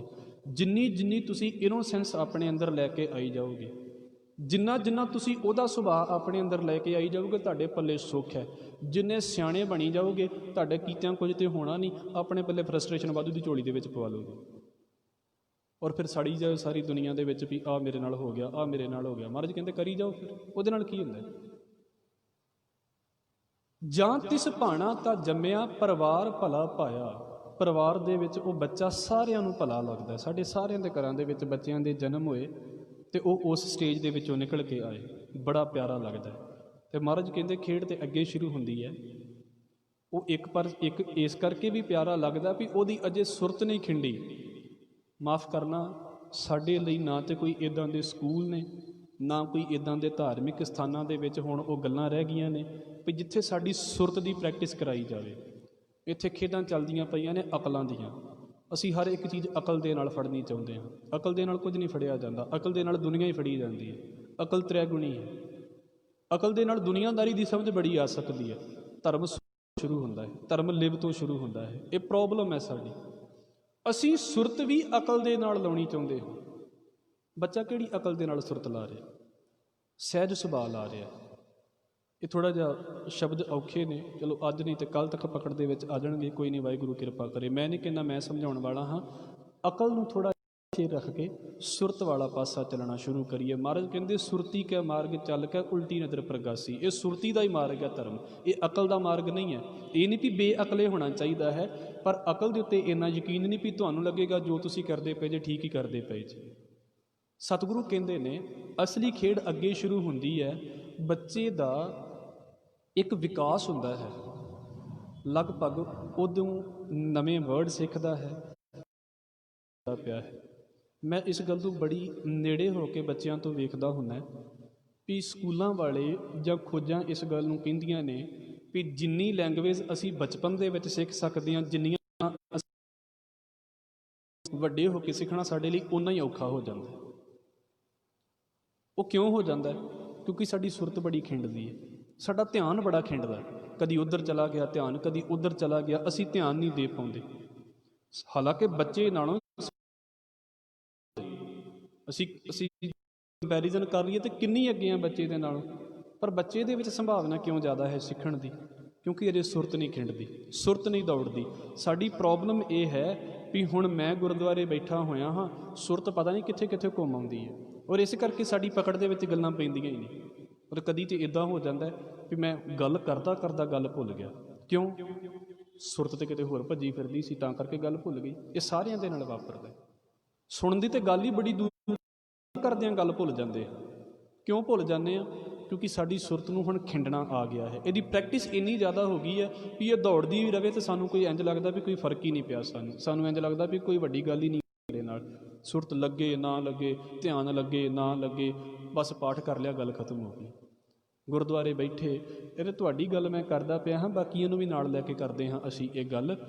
ਮਤਲਬ ਨਹੀਂ ਹੈ ਵੀ ਸਾਨੂੰ ਅੱਖਰ ਪਿਆ ਪੱਲੇ ਕਿ ਨਹੀਂ ਪਿਆ, ਬਸ ਅਸੀਂ ਸੈਟਿਸਫਾਈ ਕਰ ਲਿਆ ਆਪਣੇ ਆਪ ਨੂੰ, ਅਸੀਂ ਆ ਗਏ। ਤੇ ਅੱਗੇ ਸ਼ੁਰੂ ਹੁੰਦੀ ਹੈ ਸ਼ਬਦ ਵੇਖੋ ਲਿਵ ਛੁੜਕੀ ਲੱਗੀ ਤ੍ਰਿਸ਼ਨਾ। ਆ ਸਿਰਫ 4 ਅੱਖਰ ਨੇ। ਤੇ ਅਗਲੀ ਗੱਲ ਹੈ ਮਾਇਆ ਅਮਰ ਵਰਤਾਇਆ। ਕਹਿੰਦੇ ਮਾਇਆ ਜ਼ੋਰ ਪਾ ਦਿੰਦੀ ਹੈ ਕਦੋਂ? ਜਦੋਂ ਤੁਹਾਡੀ ਲਿਵ ਛੁੱਟ ਜਾਂਦੀ ਹੈ ਤੇ ਤ੍ਰਿਸ਼ਨਾ ਲੱਗ ਜਾਂਦੀ ਹੈ। ਇੱਧਰੋਂ ਲਿਵ ਪਰੇ ਹੋਈ ਤੇ ਇੱਧਰੋਂ ਤ੍ਰਿਸ਼ਨਾ ਨੇ ਆ ਕੇ ਫੜ ਲਿਆ। ਇੱਧਰੋਂ ਉਪਦੇਸ਼ ਤੁਹਾਡੇ ਵਿੱਚੋਂ ਪਾਸੇ ਹੋਇਆ, ਤੁਹਾਨੂੰ ਲਾਲਚ ਨੇ ਆ ਕੇ ਫੜ ਲੈਣਾ ਉਸੇ ਵੇਲੇ। ਇਹ ਇੱਦਾਂ ਦੀ ਗੱਲ ਹੈ ਵੀ ਜਿੱਦਾਂ ਕਿਸੇ ਬੰਦੇ ਨੂੰ ਨਾ ਆਦਤ ਪੈ ਜੇ ਕੋਈ ਗੋਲੀ ਖਾਣ ਦੀ, ਪੱਕੀ ਡਾਕਟਰ ਨੇ ਲਗਾ ਦਿੱਤੀ ਵੀ ਭਾਈ ਜੇ ਜ਼ਿੰਦਗੀ ਜੀਣੀ ਹੈ ਤੇ ਆਹ ਤੈਨੂੰ ਰੋਜ਼ ਟੈਬਲੇਟ ਖਾਣੀ ਪੈਣੀ ਹੈ। ਉਹਨੇ ਇੱਕ ਦਿਨ ਛੱਡੀ, ਬਿਮਾਰੀ ਨੂੰ ਉਸੇ ਵੇਲੇ ਆ ਕੇ ਫੜ ਲਿਆ। ਉਹਨੂੰ ਫਿਰ ਪਤਾ ਲੱਗ ਚੀਜ਼ ਛੱਡੀ ਹੈ ਤੇ ਮੈਨੂੰ ਆ ਕੇ ਇਹ ਚੀਜ਼ ਨੇ ਫੜ ਲਿਆ। ਸਤਿਗੁਰੂ ਕਹਿੰਦੇ ਲਿਵ ਇੱਦਾਂ ਦੀ ਚੀਜ਼ ਹੈ, ਜਿੱਦਣ ਇਹ ਛੁੱਟਦੀ ਹੈ ਤੁਹਾਨੂੰ ਤ੍ਰਿਸ਼ਨਾ ਆ ਕੇ ਫੜ ਲੈਂਦੀ ਹੈ। ਤੇ ਤ੍ਰਿਸ਼ਨਾ ਨੂੰ ਵੀ ਫਿਰ ਅਸੀਂ ਅਕਲ ਦੇ ਨਾਲ ਜਸਟੀਫਾਈ ਕਰਦੇ ਹਾਂ। ਜਸਟੀਫਾਈ ਮੈਂ ਤ੍ਰਿਸ਼ਨਾ ਦੇ ਵਿੱਚ ਵੀ ਜੀ ਰਿਹਾ ਹੋਵਾਂ ਨਾ, ਭੁੱਖ ਦੇ ਵਿੱਚ ਵੀ ਜੀ ਰਿਹਾ ਹੋਵਾਂ, ਮੈਂ ਗੁਰਬਾਣੀ ਦੇ ਵਿੱਚੋਂ ਉਹ ਪੰਕਤੀਆਂ ਲੱਭਦਾ ਹਾਂ ਜਿਹਦੇ ਵਿੱਚ ਭੁੱਖ ਨੂੰ ਜਸਟੀਫਾਈ ਕੀਤਾ ਪਿਆ ਵੀ ਹਾਂ ਠੀਕ ਹੈ। ਮਹਾਰਾਜ ਕਹਿੰਦੇ ਜੈਸੋ ਜੈਸੋ ਭਾਉ ਤੈਸੀ ਕਾਮਨਾ ਪੁਜਾਵੀ। ਫਿਰ ਜਿਹੋ ਜਿਹਾ ਤੁਹਾਡਾ ਲੱਭ ਲੈਂਦੇ ਜੇ ਵੀ ਮਹਾਰਾਜ ਨੇ ਇੱਦਾਂ ਹੀ ਕਿਹਾ। ਇਸ ਕਰਕੇ ਇੱਕ ਸ਼ਬਦ ਅਸੀਂ ਗੁਰਬਾਣੀ ਦੇ ਵਿੱਚੋਂ ਵੇਖ ਲਈਏ, ਇਹ ਸਾਡੇ ਨਾਲ ਵਾਪਰ ਗਿਆ, ਅਜੇ ਬੱਚਿਆਂ ਦੇ ਨਾਲ ਨਹੀਂ ਵਾਪਰਿਆ। ਇੱਕ ਖਿਆਲ ਹੈ ਆਪ ਜੀ ਦੇ ਅੱਗੇ ਰੱਖ ਦੇਵਾਂ ਮੈਂ। ਅੱਜ ਕੱਲ੍ਹ ਨਾ ਇੱਕ ਨਵੇਂ ਦਾਨੇ ਪੈਦਾ ਹੋ ਗਏ ਨੇ ਦੁਨੀਆ ਦੇ ਉੱਤੇ, ਜਿਹੜੇ ਇਹ ਕਹਿੰਦੇ ਨੇ ਵੀ ਧਰਮ ਦੀ ਜਾਣਕਾਰੀ ਨਾ 20 ਸਾਲ ਤੋਂ ਬਾਅਦ 'ਚ ਦੇਣੀ ਚਾਹੀਦੀ ਹੈ ਬੱਚਿਆਂ ਨੂੰ। ਕਈ 14 ਸਾਲ ਤੋਂ ਬਾਅਦ 'ਚ ਕਹਿੰਦੇ। ਮੈਨੂੰ ਮਾਫ਼ ਕਰ ਦਿਓ, ਤੁਸੀਂ 20 ਸਾਲਾਂ ਤੋਂ ਬਾਅਦ ਸਕੂਲਾਂ ਦੀ ਪੜ੍ਹਾਈ ਕਿਸੇ ਨੂੰ ਸ਼ੁਰੂ ਕਰਾ ਦਿਓ, ਜੇ ਅੱਖਰ ਵੀ ਆ ਜਾਊਗਾ ਨਾ ਕਿਸੇ ਨੂੰ, ਤਾਂ ਮੈਨੂੰ ਆਖ ਦਿਓ 20 ਸਾਲਾਂ ਬਾਅਦ ਤੇ ਉਹਦੀ ਸੁਰਤ ਇੰਨੀ ਪਸ਼ੂਆਂ ਵਾਲੀ ਹੋ ਜਾਵੇਗੀ ਵੀ ਉਹਨੂੰ ਧਰਮ ਦਾ ਊੜਾ ਐੜਾ ਵੀ ਸਮਝ ਆਉਂਦਿਆਂ ਬੜੀ ਦਿੱਕਤ ਆਵੇਗੀ। ਇਹ ਸਾਡੇ ਨਾਲ ਇਹੋ ਕੁਝ ਹੀ ਵਾਪਰਦਾ ਪਿਆ। ਤੁਸੀਂ ਬਚਪਨ ਦੇ ਵਿੱਚ ਗੁਰਦੁਆਰੇ ਆਉਣਾ ਸਿੱਖਿਆ, ਬੜੀ ਵਧੀਆ ਗੱਲ ਸੀ। ਉਹਦੇ ਵਿੱਚੋਂ ਸਾਨੂੰ ਇੰਨਾ ਕੁ ਮਿਲ ਗਿਆ ਵੀ ਸਾਨੂੰ ਗੁਰਦੁਆਰੇ ਬਹਿਣਾ ਆ ਗਿਆ। ਮੈਨੂੰ ਮਾਫ਼ ਕਰਿਓ ਮੈਂ ਗੱਲ ਕਹਿ ਰਿਹਾ, ਅਸੀਂ ਵੀ ਇਹਨਾਂ ਦੇ ਵਿੱਚੋਂ ਨਿਕਲੇ ਹਾਂ। ਉਹਦੇ ਬਦਲੇ ਸਾਨੂੰ ਕੀ ਮਿਲਿਆ ਹੈ? ਸਾਡੇ ਮਾਂ ਪਿਓ ਸਾਨੂੰ ਉਂਗਲਾਂ ਫੜ ਕੇ ਲੈ ਕੇ ਆਉਂਦੇ ਸੀ ਨਾ, ਸਾਨੂੰ ਸ਼ਬਦ ਨਹੀਂ ਸੀ ਸਮਝ ਆਉਂਦਾ, ਪਰ ਉਹਦੇ ਵਿੱਚੋਂ ਸਾਨੂੰ ਕੀ ਮਿਲ ਗਿਆ? ਸਾਨੂੰ ਬਹਿਣ ਦੀ ਜਾਚ ਆ ਗਈ ਵੀ ਭਾਈ ਗੁਰਦੁਆਰੇ ਇੱਦਾਂ ਬਹੀਦਾ ਜਾ ਕੇ। ਅਤੇ ਜਿਨ੍ਹਾਂ ਨੇ ਸ਼ੁਰੂ 20 ਸਾਲਾਂ ਤੋਂ ਕੀਤਾ ਉਹਨਾਂ ਨੂੰ ਗੁਰਦੁਆਰੇ 20 ਸਾਲਾਂ ਦੇ ਬਾਅਦ ਵੀ ਨਹੀਂ ਜੇ ਬਹਿਣਾ ਆਉਂਦਾ। ਮੈਂ ਇਹ ਵੀ ਗੱਲ ਆਪ ਜੀ ਦੇ ਅੱਗੇ ਰੱਖ ਦੇਵਾਂ। ਇਹ ਨਹੀਂ ਵੀ ਮੈਂ ਕਥਾ ਕਰਦਾ ਪਿਆ ਅਤੇ ਕਿਸੇ ਨੂੰ ਟਾਰਗੇਟ ਕਰਕੇ ਕਰਦਾ ਪਿਆ, ਨਹੀਂ, ਪਰ ਇਹ ਸੱਚ ਹੈ। ਘੱਟੋ ਘੱਟ ਉਹ ਬਚਪਨ ਦੇ ਵਿੱਚ ਬੈਠਣਗੇ ਅਤੇ ਉਹਨਾਂ ਨੂੰ ਪਤਾ ਤਾਂ ਲੱਗੇਗਾ ਵੀ ਗੁਰਦੁਆਰੇ ਬਹੀਦਾ ਕਿੱਦਾਂ। ਉਹ ਘੱਟੋ ਘੱਟ ਸੇਵਾ ਕਰਨਗੇ ਤਾਂ ਉਹਨਾਂ ਨੂੰ ਪਤਾ ਤਾਂ ਲੱਗੇਗਾ ਸੇਵਾ ਕਿੱਦਾਂ ਕਰਦੇ ਹਾਂ। ਜਦੋਂ ਅਸੀਂ ਉਹਦੀ ਲਿਵ ਇੰਨੀ ਖਿੰਡਾ ਦਿੱਤੀ ਹੈ ਅਤੇ ਬਾਅਦ ਦੇ ਵਿੱਚ ਅਸੀਂ ਸੋਚਦੇ ਹਾਂ ਵੀ ਇਹ ਧਾਰਮਿਕ ਹੋ ਜਾਵੇ, ਕਦੀ ਨਹੀਂ ਹੋ ਸਕਦਾ ਜਿੰਨਾ ਮਰਜ਼ੀ ਜ਼ੋਰ ਲਾ ਲਓ। ਬਾਬਾ ਫਰੀਦ ਉਹਨੂੰ ਇੱਦਾਂ ਕਹਿੰਦੇ, ਕਾਲੀ ਜਿਨੀ ਨਾ ਰਾਵਿਆ ਧੌਲੀ ਰਾਵੇ ਕੋਈ। ਉਹ ਵਿਰਲਾ ਹੀ ਆ ਕੋਈ ਧੌਲਿਆਂ ਦੇ ਵਿੱਚ ਇਸ ਪਾਸੇ ਆ ਜਾਵੇ, ਨਹੀਂ ਤਾਂ ਸਾਰੇ ਕਹਿੰਦੇ ਹੁਣ ਤਾਂ ਗਾਂਹ ਜਾ ਕੇ ਕਰਾਂਗੇ, ਉਹ ਫਿਰ ਗਾਂਹ ਲੱਭਦੇ ਪਏ ਨੇ ਕੁਝ। ਔਰ ਗੁਰੂ ਨਾਨਕ ਸਾਹਿਬ ਨੂੰ ਸਭ ਤੋਂ ਵੱਡੀ ਖਾਮੀ ਸਾਡੀ ਪੜ੍ਹਾਈ ਦੇ ਵਿੱਚ ਇਹੋ ਲੱਗਦੀ, ਜੇ ਸਤਿਗੁਰੂ ਨੂੰ ਪੁੱਛ ਕੇ ਵੇਖੀਏ, ਗੁਰੂ ਅਮਰਦਾਸ ਸਾਹਿਬ ਮਹਾਰਾਜ, ਗੁਰੂ ਨਾਨਕ ਸਾਹਿਬ ਮਹਾਰਾਜ, ਸਾਡੀ ਪੜ੍ਹਾਈ ਦੇ ਵਿੱਚ ਸਭ ਤੋਂ ਵੱਡੀ ਖਾਮੀ ਇਹ ਹੈ, ਅਸੀਂ ਅਕਲਮੰਦ ਜ਼ਿਆਦਾ ਹੋਈ ਜਾ ਰਹੇ ਹਾਂ ਪਰ ਮੂਰਖ ਵੀ ਨਾਲੇ ਜ਼ਿਆਦਾ ਹੋਈ ਜਾ ਰਹੇ ਹਾਂ। ਅਸੀਂ ਸਮਝਦਾਰ ਵੀ ਹੋਈ ਜਾ ਰਹੇ ਹਾਂ, ਬੇਸਮਝ ਵੀ ਜ਼ਿਆਦਾ ਹੋਈ ਜਾ ਰਹੇ ਹਾਂ। ਜਿੱਦਾਂ ਪਿੱਛੇ ਬੰਦਾ ਕੋਈ ਅਨਪੜ੍ਹ ਵੀ ਹੁੰਦਾ ਸੀ ਤਾਂ ਉਹਨੂੰ ਇਹ ਪਤਾ ਹੁੰਦਾ ਸੀ ਵੀ ਕੋਈ ਰਿਸ਼ਤੇਦਾਰ ਆਇਆ ਤਾਂ ਉਹਨੂੰ ਚਾਹ ਪਾਣੀ ਪੁੱਛ ਲਈਦਾ। ਹੁਣ ਡਿਗਰੀਆਂ ਭਾਵੇਂ ਮੋਢੇ 'ਤੇ ਚੁੱਕੀ ਫਿਰੇ ਤੇ ਭਾਵੇਂ ਸਿਰ 'ਤੇ ਚੁੱਕੀ ਫਿਰੇ, ਉਹਨੂੰ ਇਹ ਨਹੀਂ ਪਤਾ ਵੀ ਆਏ ਗਏ ਉਹਨੂੰ ਪਾਣੀ ਪੁੱਛਣਾ, ਉਹਦੀ ਪੜ੍ਹਾਈ ਨੂੰ ਕੀ ਕਰੋਗੇ ਤੁਸੀਂ? ਕੀ ਆਵਾਂਗੇ ਪੜ੍ਹੇ ਨੇ ਉਹ ਤਾਂ ਅਨਪੜ੍ਹ ਹੋ ਗਏ ਨੇ ਅੱਗੇ ਨਾਲੋਂ। ਕਾਗਜ਼ਾਂ ਦਾ ਭਾਰ ਕਦੀ ਪੜ੍ਹਾਈ ਨਹੀਂ ਹੁੰਦੀ, ਔਰ ਇਹ ਪੜ੍ਹਾਈ ਨਹੀਂ ਹੈ। ਕਿਤੇ ਸਮਾਂ ਬਣੇਗਾ ਸਾਨੂੰ ਵਹਿਮ ਹੈ ਵੀ ਅਸੀਂ ਪੜ੍ਹਦੇ ਪਏ ਹਾਂ, ਅਸੀਂ ਪੜ੍ਹਦੇ ਨਹੀਂ ਪਏ। ਅਸੀਂ ਮਸ਼ੀਨਾਂ ਤਿਆਰ ਹੋ ਰਹੇ ਇੱਕ ਸਿਸਟਮ ਦੇ ਲਈ, ਉਹ ਕਿਤੇ ਸਮਾਂ ਬਣੇਗਾ ਅਸੀਂ ਵਿਚਾਰਾਂਗੇ ਮਹਾਰਾਜ ਨੇ ਕਿੱਦਾਂ ਇਹਨਾਂ ਲੋਕਾਂ ਦੇ ਪਾਜ ਖੋਲ੍ਹ ਕੇ ਰੱਖੇ ਨੇ ਵੀ ਜਿਹਨੂੰ ਅਸੀਂ ਪੜ੍ਹਾਈ ਕਹਿੰਦੇ ਹਾਂ, ਪੜ੍ਹਾਈ ਨਹੀਂ ਹੈ, ਇਹ ਤਾਂ ਨੀਡ ਹੋ ਗਈ ਹੈ ਸਾਡੀ। ਉਹ ਪੜ੍ਹਾਈ ਨੀਡ ਨਹੀਂ ਹੁੰਦੀ, ਪੜ੍ਹਾਈ ਜੀਵਨ ਜਾਚ ਹੁੰਦੀ ਹੈ। ਦਾਤਾਰ ਕਹਿੰਦੇ ਨੇ ਹੋਇਆ ਕੀ ਹੈ, ਬੱਚੇ ਦਾ ਬਚਪਨ ਦਾ ਧਿਆਨ ਅਸੀਂ ਖਿੰਡਾ ਕੇ ਰੱਖ ਦਿੱਤਾ ਹੈ। ਅਸੀਂ ਵੀ ਖਿੰਡਾਇਆ, ਸਮਾਜ ਨੇ ਵੀ ਖਿੰਡਾਇਆ, ਸਾਰਿਆਂ ਨੇ ਖਿੰਡਾਇਆ, ਅਤੇ ਉਹਨੂੰ ਹੁਣ ਭੁੱਖ ਨਹੀਂ ਲੱਗੇਗੀ ਤੇ ਹੋਰ ਕੀ ਲੱਗੇਗੀ। ਇੱਕ ਸ਼ਬਦ ਹੈ ਸਤਿਗੁਰੂ ਜੀ ਦਾ, ਅਸੀਂ ਵਿਚਾਰ ਲਈਏ ਫਿਰ ਅੱਗੇ ਗੱਲ ਕਰਾਂਗੇ। ਦੂਜੇ ਪਹਿਰੇ ਰੈਣ ਕੈ ਵਣਜਾਰਿਆ ਮਿੱਤਰਾ, ਵਿਸਰ ਗਿਆ ਧਿਆਨ। ਪਹਿਲਾ ਪਹਿਰ ਸੀ ਜਦੋਂ ਸਾਡਾ ਅਜੇ ਪਹਿਰੇ ਰੈਣ ਕੈ ਵਣਜਾਰਿਆ ਮਿੱਤਰਾ, ਹੁਕਮ ਪਿਆ ਗਰਭਾਸ਼, ਮਾਤਾ ਦੇ ਉਦਰ ਦੇ ਵਿੱਚ ਆਏ ਸੀ, ਅਜੇ ਸੰਸਾਰ ਦੇ ਵਿੱਚ ਨਹੀਂ ਸੀ ਆਏ। ਹੁਣ ਸੰਸਾਰ ਦੇ ਵਿੱਚ ਆ ਗਏ ਤੇ ਸਤਿਗੁਰੂ ਕਹਿੰਦੇ ਧਿਆਨ ਖਿੰਡਣਾ ਸ਼ੁਰੂ ਹੋ ਗਿਆ। ਤੁਸੀਂ ਧਿਆਨੀ ਬਣਨ ਦੀ ਕੋਸ਼ਿਸ਼ ਕਰੋਗੇ, ਸਮਝ ਲਓ ਵੀ ਔਖਾ ਹੈ ਜਿੱਦਾਂ ਪਹਾੜ ਦੇ ਉੱਤੇ ਚੜ੍ਹਨਾ। ਬੱਚਾ ਸਹਿਸ ਬਾਈ ਧਿਆਨ ਲਾ ਲੈਂਦਾ ਇਹਨਾਂ ਚੀਜ਼ਾਂ ਦੇ ਵਿੱਚ। ਦੂਜੇ ਪਹਿਰੇ ਰੈਣ ਕੈ ਵਣਜਾਰਿਆ ਮਿੱਤਰਾ, ਵਿਸਰ ਗਿਆ ਧਿਆਨ, ਹੱਥੋਂ ਹੱਥ ਨਚਾਈਐ ਵਣਜਾਰਿਆ ਮਿੱਤਰਾ, ਜਿਉਂ ਜਸੁਦਾ ਕਰ ਕਾਨ। ਕਹਿੰਦਾ ਇੱਦਾਂ ਬੱਚਾ ਨਚਾਇਆ ਜਾਂਦਾ ਹੈ ਹੱਥਾਂ ਦੇ ਉੱਤੇ। ਮੇਰੇ ਘਰ ਦੇ ਵਿੱਚ ਵੀ ਬੱਚਾ ਹੈ ਅਤੇ ਮੇਰੇ ਪ੍ਰੈਕਟੀਕਲ ਹੈ, ਇਸ ਕਰਕੇ ਬੜਾ ਸੌਖਾ ਲੱਗਦਾ ਪਿਆ ਇਹਨਾਂ ਗੱਲਾਂ ਨੂੰ ਬੋਲਣਾ। ਉਹ ਇੱਕ ਰਿਸ਼ਤੇਦਾਰ ਚੁੱਕਦਾ, ਦੂਜੇ ਰਿਸ਼ਤੇਦਾਰ ਦੇ ਹੱਥ ਦੇ ਵਿੱਚ, ਦੂਜੇ ਤੋਂ ਤੀਜੇ ਹੱਥ ਦੇ ਵਿੱਚ। ਮਹਾਰਾਜ ਕਹਿੰਦੇ ਹੱਥੋਂ ਹੱਥ ਨਚਾਈਐ ਵਣਜਾਰਿਆ ਮਿੱਤਰਾ, ਜਿਉਂ ਜਸੋਦਾ ਕਰ ਕਾਨ। ਜਿੱਦਾਂ ਜਸੋਦਾ ਦੇ ਘਰ ਦੇ ਵਿੱਚ ਕਾਨ ਨੂੰ ਖਿਡਾਇਆ ਜਾਂਦਾ, ਕ੍ਰਿਸ਼ਨ ਨੂੰ ਖਿਡਾਇਆ ਜਾਂਦਾ ਨਾ, ਸਾਡੇ ਸਾਰਿਆਂ ਦੇ ਬੱਚੇ ਸਾਡੇ ਲਈ ਇੱਦਾਂ ਦੇ ਨੇ। ਉਹ ਕੋਈ ਸੁਪੀਰੀਅਰ ਨਹੀਂ ਸੀ, ਸਾਡੇ ਲਈ ਸਾਰੇ ਇੱਦਾਂ ਦੇ ਨੇ। ਮਾਂ ਪਿਓ ਨੇ ਸਾਰੇ ਚੰਗੇ ਨੇ। ਹੱਥੋਂ ਹੱਥ ਨਚਾਈਐ ਪ੍ਰਾਣੀ, ਮਾਤ ਕਹੈ ਸੁਤ ਮੇਰਾ। ਹਰ ਇੱਕ ਦੇ ਹੱਥਾਂ ਦੇ ਵਿੱਚ ਖੇਡਦਾ ਹੈ, ਪਰ ਮਾਂ ਸਿਰਫ ਜਾਣਦੀ ਹੈ ਵੀ ਬੱਚਾ ਮੇਰਾ ਹੈ। ਖੇਡ ਸਾਰਿਆਂ ਦੇ ਕੋਲ ਲੈਂਦਾ, ਪਰ ਗੁਰੂ ਸਾਹਿਬ ਕਹਿੰਦੇ ਚੇਤ ਅਚੇਤ ਮੂੜ ਮਨ ਮੇਰੇ, ਅੰਤ ਨਹੀਂ ਕਿਛ ਤੇਰਾ। ਕਹਿੰਦੇ ਸਮਝ ਕੇ ਵੇਖ, ਸਾਰਾ ਕੁਝ ਤੈਨੂੰ ਇੰਝ ਲੱਗਦਾ ਵੀ ਆਹ ਤੇਰਾ ਹੀ ਹੈ, ਸਾਰਾ ਕੁਝ ਤੈਨੂੰ ਲੱਗਦਾ ਵੀ ਘਰ ਤੇਰਾ, ਚੀਜ਼ਾਂ ਤੇਰੀਆਂ। ਧਿਆਨ ਦੇ ਨਾਲ ਸੋਚ ਕੇ ਵੇਖ, ਤੇਰੇ ਹੱਥ ਦੇ ਵਿੱਚ ਕੁਝ ਵੀ ਨਹੀਂ ਹੈ। ਅਤੇ ਮੈਂ ਤਾਂ ਵਾਰ-ਵਾਰ ਉਦਾਹਰਨ ਦਿੰਦਾ ਹੁੰਦਾ, ਤੁਸੀਂ 80,000 ਦਾ ਫੋਨ ਖਰੀਦ ਲਓ, ਕਿੰਨੀ ਮਨ ਨੂੰ ਖੁਸ਼ੀ ਆਉਂਦੀ ਵੀ, ਅਤੇ ਉਹਨੂੰ ਇੱਕ ਦਿਨ ਕਹਿ ਦਿਓ ਵੀ ਬਸ ਤੂੰ ਸਾਰਾ ਦਿਨ ਆਪਣੇ ਹੱਥ ਦੇ ਵਿੱਚੋਂ ਨਹੀਂ ਛੱਡਣਾ ਫੋਨ। ਉਹ ਸੁੱਟ ਦੇਵੇਗਾ ਵੀ ਛੱਡੋ ਪਰਾਂ, ਮੈਨੂੰ ਇਹ ਨਹੀਂ ਚਾਹੀਦਾ। ਸਾਰਾ ਦਿਨ ਹੱਥ ਦੇ ਵਿੱਚ ਨਹੀਂ ਫੜਿਆ ਜਾ ਸਕਦਾ। ਇਹ ਜਿੰਨੇ ਹੱਥ ਖਾਲੀ ਰਹਿਣਗੇ ਅਸੀਂ ਓਨੇ ਹੀ ਸੌਖੇ ਰਹਾਂਗੇ। ਇਹ ਜਿੰਨੇ ਹੱਥ ਲੱਦ ਲਵਾਂਗੇ ਇਹ ਓਨਾ ਹੀ ਔਖਾ ਹੋ ਜਾਵੇਗਾ। ਤੁਸੀਂ ਬੈਠੇ ਜੇ, ਮੈਂ ਬੈਠਾ ਹਾਂ, ਮੈਨੂੰ ਕੋਈ ਕਹਿ ਦੇਵੇ ਵੀ ਆਪਣੇ ਹੱਥ ਦੇ ਵਿੱਚ 5-5 ਕਿਲੋ ਦੇ ਵੱਟੇ ਲੈ ਕੇ ਬੈਠ ਜਾ, ਤੇ ਫਿਰ ਬੈਠੋ, ਕਿੰਨੇ ਔਖੇ ਹੁੰਦੇ ਅਸੀਂ। ਜਿੰਨੇ ਸੌਖੇ ਹੋਵਾਂਗੇ, ਜਿੰਨੇ ਖਾਲੀ ਹੋਵਾਂਗੇ ਓਨੇ ਸੌਖੇ। ਹਜ਼ੂਰ ਕਹਿੰਦੇ ਚੇਤ ਅਚੇਤ ਮੂੜ ਮਨ ਮੇਰੇ, ਅੰਤ ਨਹੀਂ ਕਛ ਤੇਰਾ। ਨਾਟਕ ਕਰਦੇ ਬਸ ਜਿੱਦਾਂ ਉਹ ਚਾਦਰ ਝਾੜ ਕੇ ਤੁਰ ਪੈਂਦਾ ਨਾ, ਇੱਦਾਂ ਹੀ ਤੁਰ ਪੈਣਾ ਅਸੀਂ। ਉਹ ਸਾਨੂੰ ਲੱਗਦਾ ਵੀ ਨਹੀਂ ਬਹੁਤ ਕੁਝ ਹੈ ਮੇਰੇ ਪੱਲੇ। ਜਿਨ ਰਚ ਰਚਿਆ ਤਿਸੈ ਨਾ ਜਾਣੈ, ਮਨ ਭੀਤਰ ਧਰ ਗਿਆਨ। ਮਨ ਦੇ ਵਿੱਚ ਇੰਨੀ ਸਮਝ ਹੀ ਨਹੀਂ ਕਰਦਾ ਵੀ ਜਿਸ ਮਾਲਕ ਨੇ ਮੈਨੂੰ ਰਚਿਆ ਹੈ ਮੈਂ ਉਹਦੇ ਵੱਲ ਵੀ ਧਿਆਨ ਕਰਾਂ। ਜਿਨ ਰਚ ਰਚਿਆ ਤਿਸੈ ਨਾ ਜਾਣੈ, ਮਨ ਭੀਤਰ ਧਰ ਗਿਆਨ। ਕਹੋ ਨਾਨਕ ਪ੍ਰਾਣੀ ਦੂਜੈ ਪਹਿਰ, ਵਿਸਰ ਗਿਆ ਧਿਆਨ। ਖੇਡ ਤੇ ਸਭ ਧਿਆਨੀ ਸੀ, ਜਨਮ ਤੋਂ ਪਹਿਲਾਂ ਧਿਆਨੀ ਸੀ, ਤੇ ਬਾਅਦ ਦੇ ਵਿੱਚ ਧਿਆਨ ਕਿਉਂ ਖਿੰਡ ਗਿਆ? ਔਰ ਬਚਪਨ ਦੇ ਵਿੱਚ ਧਿਆਨ ਨਹੀਂ ਖਿੰਡਿਆ, ਧਿਆਨ ਤੇ ਹੁਣ ਖਿੰਡਾਇਆ ਅਸੀਂ। ਹੌਲੀ ਹੌਲੀ ਹੌਲੀ ਹੌਲੀ ਇੰਨੇ ਦੂਰ ਚੱਲ ਗਏ। ਤੁਸੀਂ ਵੇਖਿਓ ਬੱਚਾ ਬੜੇ ਪਿਆਰ ਦੇ ਨਾਲ ਬੈਠ ਜਾਂਦਾ ਜੀ ਕਿਤੇ, ਸਾਡੇ ਕੋਲੋਂ ਸੁਰਤ ਇੰਨੀ ਖਿੰਡਦੀ ਹੈ, ਨਹੀਂ ਬੈਠਾ ਜਾਂਦਾ। ਪ੍ਰੋਬਲਮ ਇਹ ਹੈ, ਲਿਵ ਛੁੜਕੀ ਲੱਗੀ ਤ੍ਰਿਸ਼ਨਾ, ਮਾਇਆ ਅਮਰ ਵਰਤਾਇਆ। ਮਾਇਆ ਨੇ ਆਪਣਾ ਜ਼ੋਰ ਪਾ ਲਿਆ, ਤੁਸੀਂ ਵੀ ਉਹ ਲੱਗਦੀ ਪਈ ਹੈ। ਤੇ ਦਾਤਾਰ ਫਿਰ ਕਹਿ ਰਹੇ ਨੇ, ਇਹ ਮਾਇਆ ਜਿਤ ਹਰ ਵਿਸਰੈ, ਮੋਹ ਉਪਜੈ ਭਾਉ ਦੂਜਾ ਲਾਇਆ। ਮਾਇਆ ਕੀ ਹੈ? ਜਿਹਦੇ ਨਾਲ ਸਤਿਗੁਰੂ ਕਹਿੰਦੇ ਵਾਹਿਗੁਰੂ ਭੁੱਲ ਜਾਂਦਾ ਹੈ। ਉਹ ਹਰ ਚੀਜ਼ ਮਾਇਆ ਹੈ। ਗੁਰੂ ਨਾਨਕ ਸਾਹਿਬ ਫਿਰ ਕਹਿੰਦੇ ਨੇ ਤੁਹਾਡਾ ਧਰਮ ਵੀ ਤੁਹਾਡੀ ਮਾਇਆ ਬਣ ਸਕਦਾ ਹੈ। ਜੇ ਤੁਹਾਡਾ ਧਰਮ ਹੀ ਤੁਹਾਨੂੰ ਧਿਆਨ ਨਹੀਂ ਨਾ ਲਾਉਣ ਦਿੰਦਾ, ਤੁਸੀਂ ਸੰਨਿਆਸ ਲੈ ਲਿਆ ਤੇ ਹੁਣ ਤੁਹਾਨੂੰ ਸੰਨਿਆਸ ਹੀ ਵੱਡਾ ਲੱਗਣ, ਤੁਹਾਨੂੰ ਧਰਮ ਵੱਡਾ ਲੱਗਣ ਲੱਗ ਪਿਆ ਤੇ ਤੁਹਾਨੂੰ ਰੱਬ ਛੋਟਾ ਲੱਗਣ ਲੱਗ ਪਿਆ। ਮਹਾਰਾਜ ਕਹਿੰਦੇ ਸਭ ਤੋਂ ਵੱਡੀ ਪ੍ਰੋਬਲਮ ਇੱਥੇ ਸ਼ੁਰੂ ਹੋ ਗਈ ਹੈ। ਜੋ ਵੀ ਤੁਸੀਂ ਕਰਮ ਕਰਦੇ ਜੇ ਉਹੀ ਤੁਹਾਨੂੰ ਫੜ ਕੇ ਬੈਠ ਜਾਂਦਾ। ਕਵੀ ਬਣ ਗਏ, ਤੁਹਾਨੂੰ ਕਵੀ ਪੁਣਾ ਫੜ ਕੇ ਬੈਠ ਗਿਆ। ਪਹਿਲਵਾਨ ਬਣ ਗਏ, ਪਹਿਲਵਾਨ ਪੁਣਾ ਫੜ ਕੇ ਸਾਨੂੰ ਫੜ ਕੇ ਬਹਿ ਗਿਆ। ਤੁਸੀਂ ਵਧੀਆ ਸ਼ੈਫ ਬਣ ਗਏ, ਰੋਟੀ ਪਾਣੀ ਬੜਾ ਵਧੀਆ ਪਕਾਉਣਾ ਆਉਂਦਾ, ਸਾਨੂੰ ਉਹ ਚੀਜ਼ ਹੀ ਫੜ ਕੇ ਬਹਿ ਜਾਂਦੀ ਹੈ। ਕੀ ਕਰਾਂਗੇ? ਹਜ਼ੂਰ ਕਹਿੰਦੇ ਨੇ ਮੋਹ ਉਪਜੈ ਭਾਉ ਦੂਜਾ ਲਾਇਆ। ਇਹ ਉਹੀ ਹੈ ਜਿਹੜੀ ਵੀ ਚੀਜ਼ ਸਾਡੇ ਸਾਹਮਣੇ ਆਉਂਦੀ ਹੈ ਅਸੀਂ ਉਹਦੇ ਉੱਤੇ ਪਕੜ ਕਰਕੇ ਬੈਠ ਜਾਂਦੇ ਹਾਂ। ਇਹੀ ਮਾਇਆ ਹੈ ਸਭ ਤੋਂ ਵੱਡੀ। ਹੋਰ ਮਾਇਆ ਪੈਸਾ ਨਹੀਂ ਹੈ।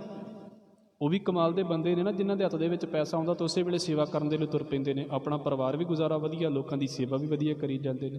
ਅਤੇ ਉਹ ਵੀ ਹੈ ਨੇ ਮੰਗਤੇ ਨੂੰ ਕਹਿ ਹਾਂ ਵੀ ਥੋੜ੍ਹੇ ਦਿਨ ਵੀ ਕਿਤੇ ਸੇਵਾ ਕਰ ਸਕਦਾ? ਨਹੀਂ ਕਰਦਾ। ਉਹਦੀ ਪਕੜ ਦੂਜਿਆਂ ਦੇ ਨਾਲੋਂ ਵੀ ਜ਼ਿਆਦਾ ਹੈ। ਮਤਾਂ ਕਿਤੇ ਇਸ ਗੱਲ ਨੂੰ ਸੋਚ ਕੇ ਚੱਲਣਾ ਵੀ ਗੁਰੂ ਨਾਨਕ ਸਾਹਿਬ ਇਸ ਗੱਲ ਦੇ ਨਾਲ ਸਹਿਮਤ ਨੇ ਵੀ ਵੱਡਾ ਬੰਦਾ ਹੀ ਮਾਇਆਧਾਰੀ ਹੁੰਦਾ। ਉਹ ਨਿੱਕਾ ਜ਼ਿਆਦਾ ਮਾਇਆਧਾਰੀ ਹੋ ਸਕਦਾ, ਛੋਟਾ ਜ਼ਿਆਦਾ ਮਾਇਆਧਾਰੀ ਹੋ ਸਕਦਾ। ਮਾਇਆ ਦਾ ਧਾਰੀ ਹੋਣ ਦਾ ਮਤਲਬ ਤੁਹਾਡੇ ਪੈਸਿਆਂ ਦੇ ਨਾਲ ਨਹੀਂ ਵੀ ਤੁਹਾਡੇ ਕੋਲ ਕਿੰਨਾ ਪੈਸਾ ਹੈ ਅਤੇ ਕਿੰਨਾ ਨਹੀਂ ਹੈ। ਮਤਲਬ ਤੁਹਾਡੇ ਸੁਭਾਅ ਦੇ ਨਾਲ ਹੈ। ਤੁਸੀਂ ਸੁਭਾਅ ਤੋਂ ਕਿੰਨੇ ਮਾਇਆਧਾਰੀ ਹੋ। ਸਤਿਗੁਰੂ ਇਹਨੂੰ ਇੱਦਾਂ ਕਹਿ ਰਹੇ ਨੇ ਮੋਹ ਉਪਜੈ। ਬਸ ਜਿਹੜੀ ਚੀਜ਼ ਦੀ ਪਕੜ ਪੈਦਾ ਹੋ ਗਈ ਉਹਨੇ ਤੁਹਾਡੀ ਸੁਰਤ ਖਿੰਡਾ ਦੇਣੀ ਹੈ, ਉਹਨੇ ਤੁਹਾਡਾ ਧਿਆਨ ਖਿੰਡਾ ਦੇਣਾ ਹੈ। ਤੁਸੀਂ ਗੁਰਦੁਆਰੇ ਬੈਠੇ ਜੇ, ਹੁਣੇ ਬਾਹਰ ਕੁਝ ਹੋ ਜਾਵੇ ਸਾਡੀ ਅੱਖਾਂ ਵੀ ਉੱਧਰ ਚਲੀਆਂ ਜਾਣੀ, ਸਾਡੇ ਕੰਨ ਵੀ ਉੱਧਰ ਚਲੇ ਜਾਣੇ ਨੇ। ਇਹਦਾ ਮਤਲਬ ਕੀ ਹੋਇਆ? ਉਹਦਾ ਅਮਰ ਵਰਤ ਗਿਆ, ਉਹਦੀ ਰਜ਼ਾ ਵਰਤ ਗਈ। ਅਸੀਂ ਇੱਥੇ ਬੈਠੇ ਵੀ ਉੱਧਰ ਚਲੇ ਗਏ। ਮਹਾਰਾਜ ਕਹਿੰਦੇ ਇੱਦਾਂ ਲੇਵ ਖਿੰਡਦੀ ਹੈ ਮਾਇਆ, ਆਪਣਾ ਜ਼ੋਰ ਪਾਉਂਦੀ ਹੈ, ਧਿਆਨ ਸਾਡਾ ਉੱਧਰ ਚੱਲ ਜਾਂਦਾ। ਫਿਰ ਧਰਮ ਵੱਲ ਕਾਹਦਾ ਧਿਆਨ ਤੇ ਰੱਬ ਵੱਲ ਕਾਹਦਾ ਧਿਆਨ? ਲਾ ਲਓ ਜ਼ੋਰ ਜਿੰਨਾ ਮਰਜ਼ੀ, ਪਾਠ ਕਰਦਿਆਂ ਵੀ ਧਿਆਨ ਉੱਧਰ ਹੀ ਜਾਵੇਗਾ। ਮੋਹ ਉਪਜੈ ਭਾਉ ਦੂਜਾ ਲਾਇਆ। ਸਤਿਗੁਰੂ ਫਿਰ ਅਗਲੀ ਗੱਲ ਕਰਦੇ ਨੇ, ਕਹੈ ਨਾਨਕ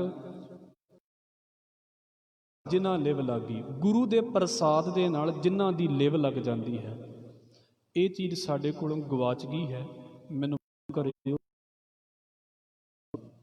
ਇਹ ਚੀਜ਼ ਸਾਡੇ ਕੋਲੋਂ ਗਵਾਚ ਗਈ ਹੈ। ਇਹਨੂੰ ਲੱਭਣ ਦੀ ਕੋਸ਼ਿਸ਼ ਕਰੋ, ਧਿਆਨ ਨੂੰ ਲੱਭਣ ਦੀ ਕੋਸ਼ਿਸ਼ ਕਰੋ, ਆਪਣੇ ਆਪ ਨੂੰ ਲੱਭਣ ਦੀ ਕੋਸ਼ਿਸ਼ ਕਰੋ ਵੀ ਅਸੀਂ ਪੁਰਾਣੇ ਕਿਵੇਂ ਦੇ ਸੀ। ਜਬ ਅਬ ਮਨ ਉਲਟ ਸਨਾਤਨ ਹੁਆ ਦੀ ਜਿਹੜੀ ਗੱਲ ਹੈ ਨਾ ਵੀ ਮਨ ਪੁਰਾਣਾ ਹੋ ਗਿਆ। ਥੋੜ੍ਹਾ ਜਿਹਾ ਆਪਣੀ ਪਿਛਲੀ ਜ਼ਿੰਦਗੀ ਨੂੰ ਸੋਚ ਕੇ ਵੇਖਿਓ, ਤੁਹਾਡੇ ਕੋਲ ਜੰਜਾਲ ਘੱਟ ਹੋਣਗੇ, ਤੁਹਾਨੂੰ ਚਿੰਤਾਵਾਂ ਵੀ ਘੱਟ ਹੋਣਗੀਆਂ। ਹੁਣ ਤੁਹਾਨੂੰ ਇੰਝ ਲੱਗਦਾ ਵੀ ਵੱਡੇ ਕਾਹਦੇ ਹੋ ਰਹੇ ਹਨ, ਚਿੰਤਾਵਾਂ ਹੀ ਸਿਰ 'ਤੇ ਲੱਦੀ ਜਾ ਰਹੇ ਹਨ।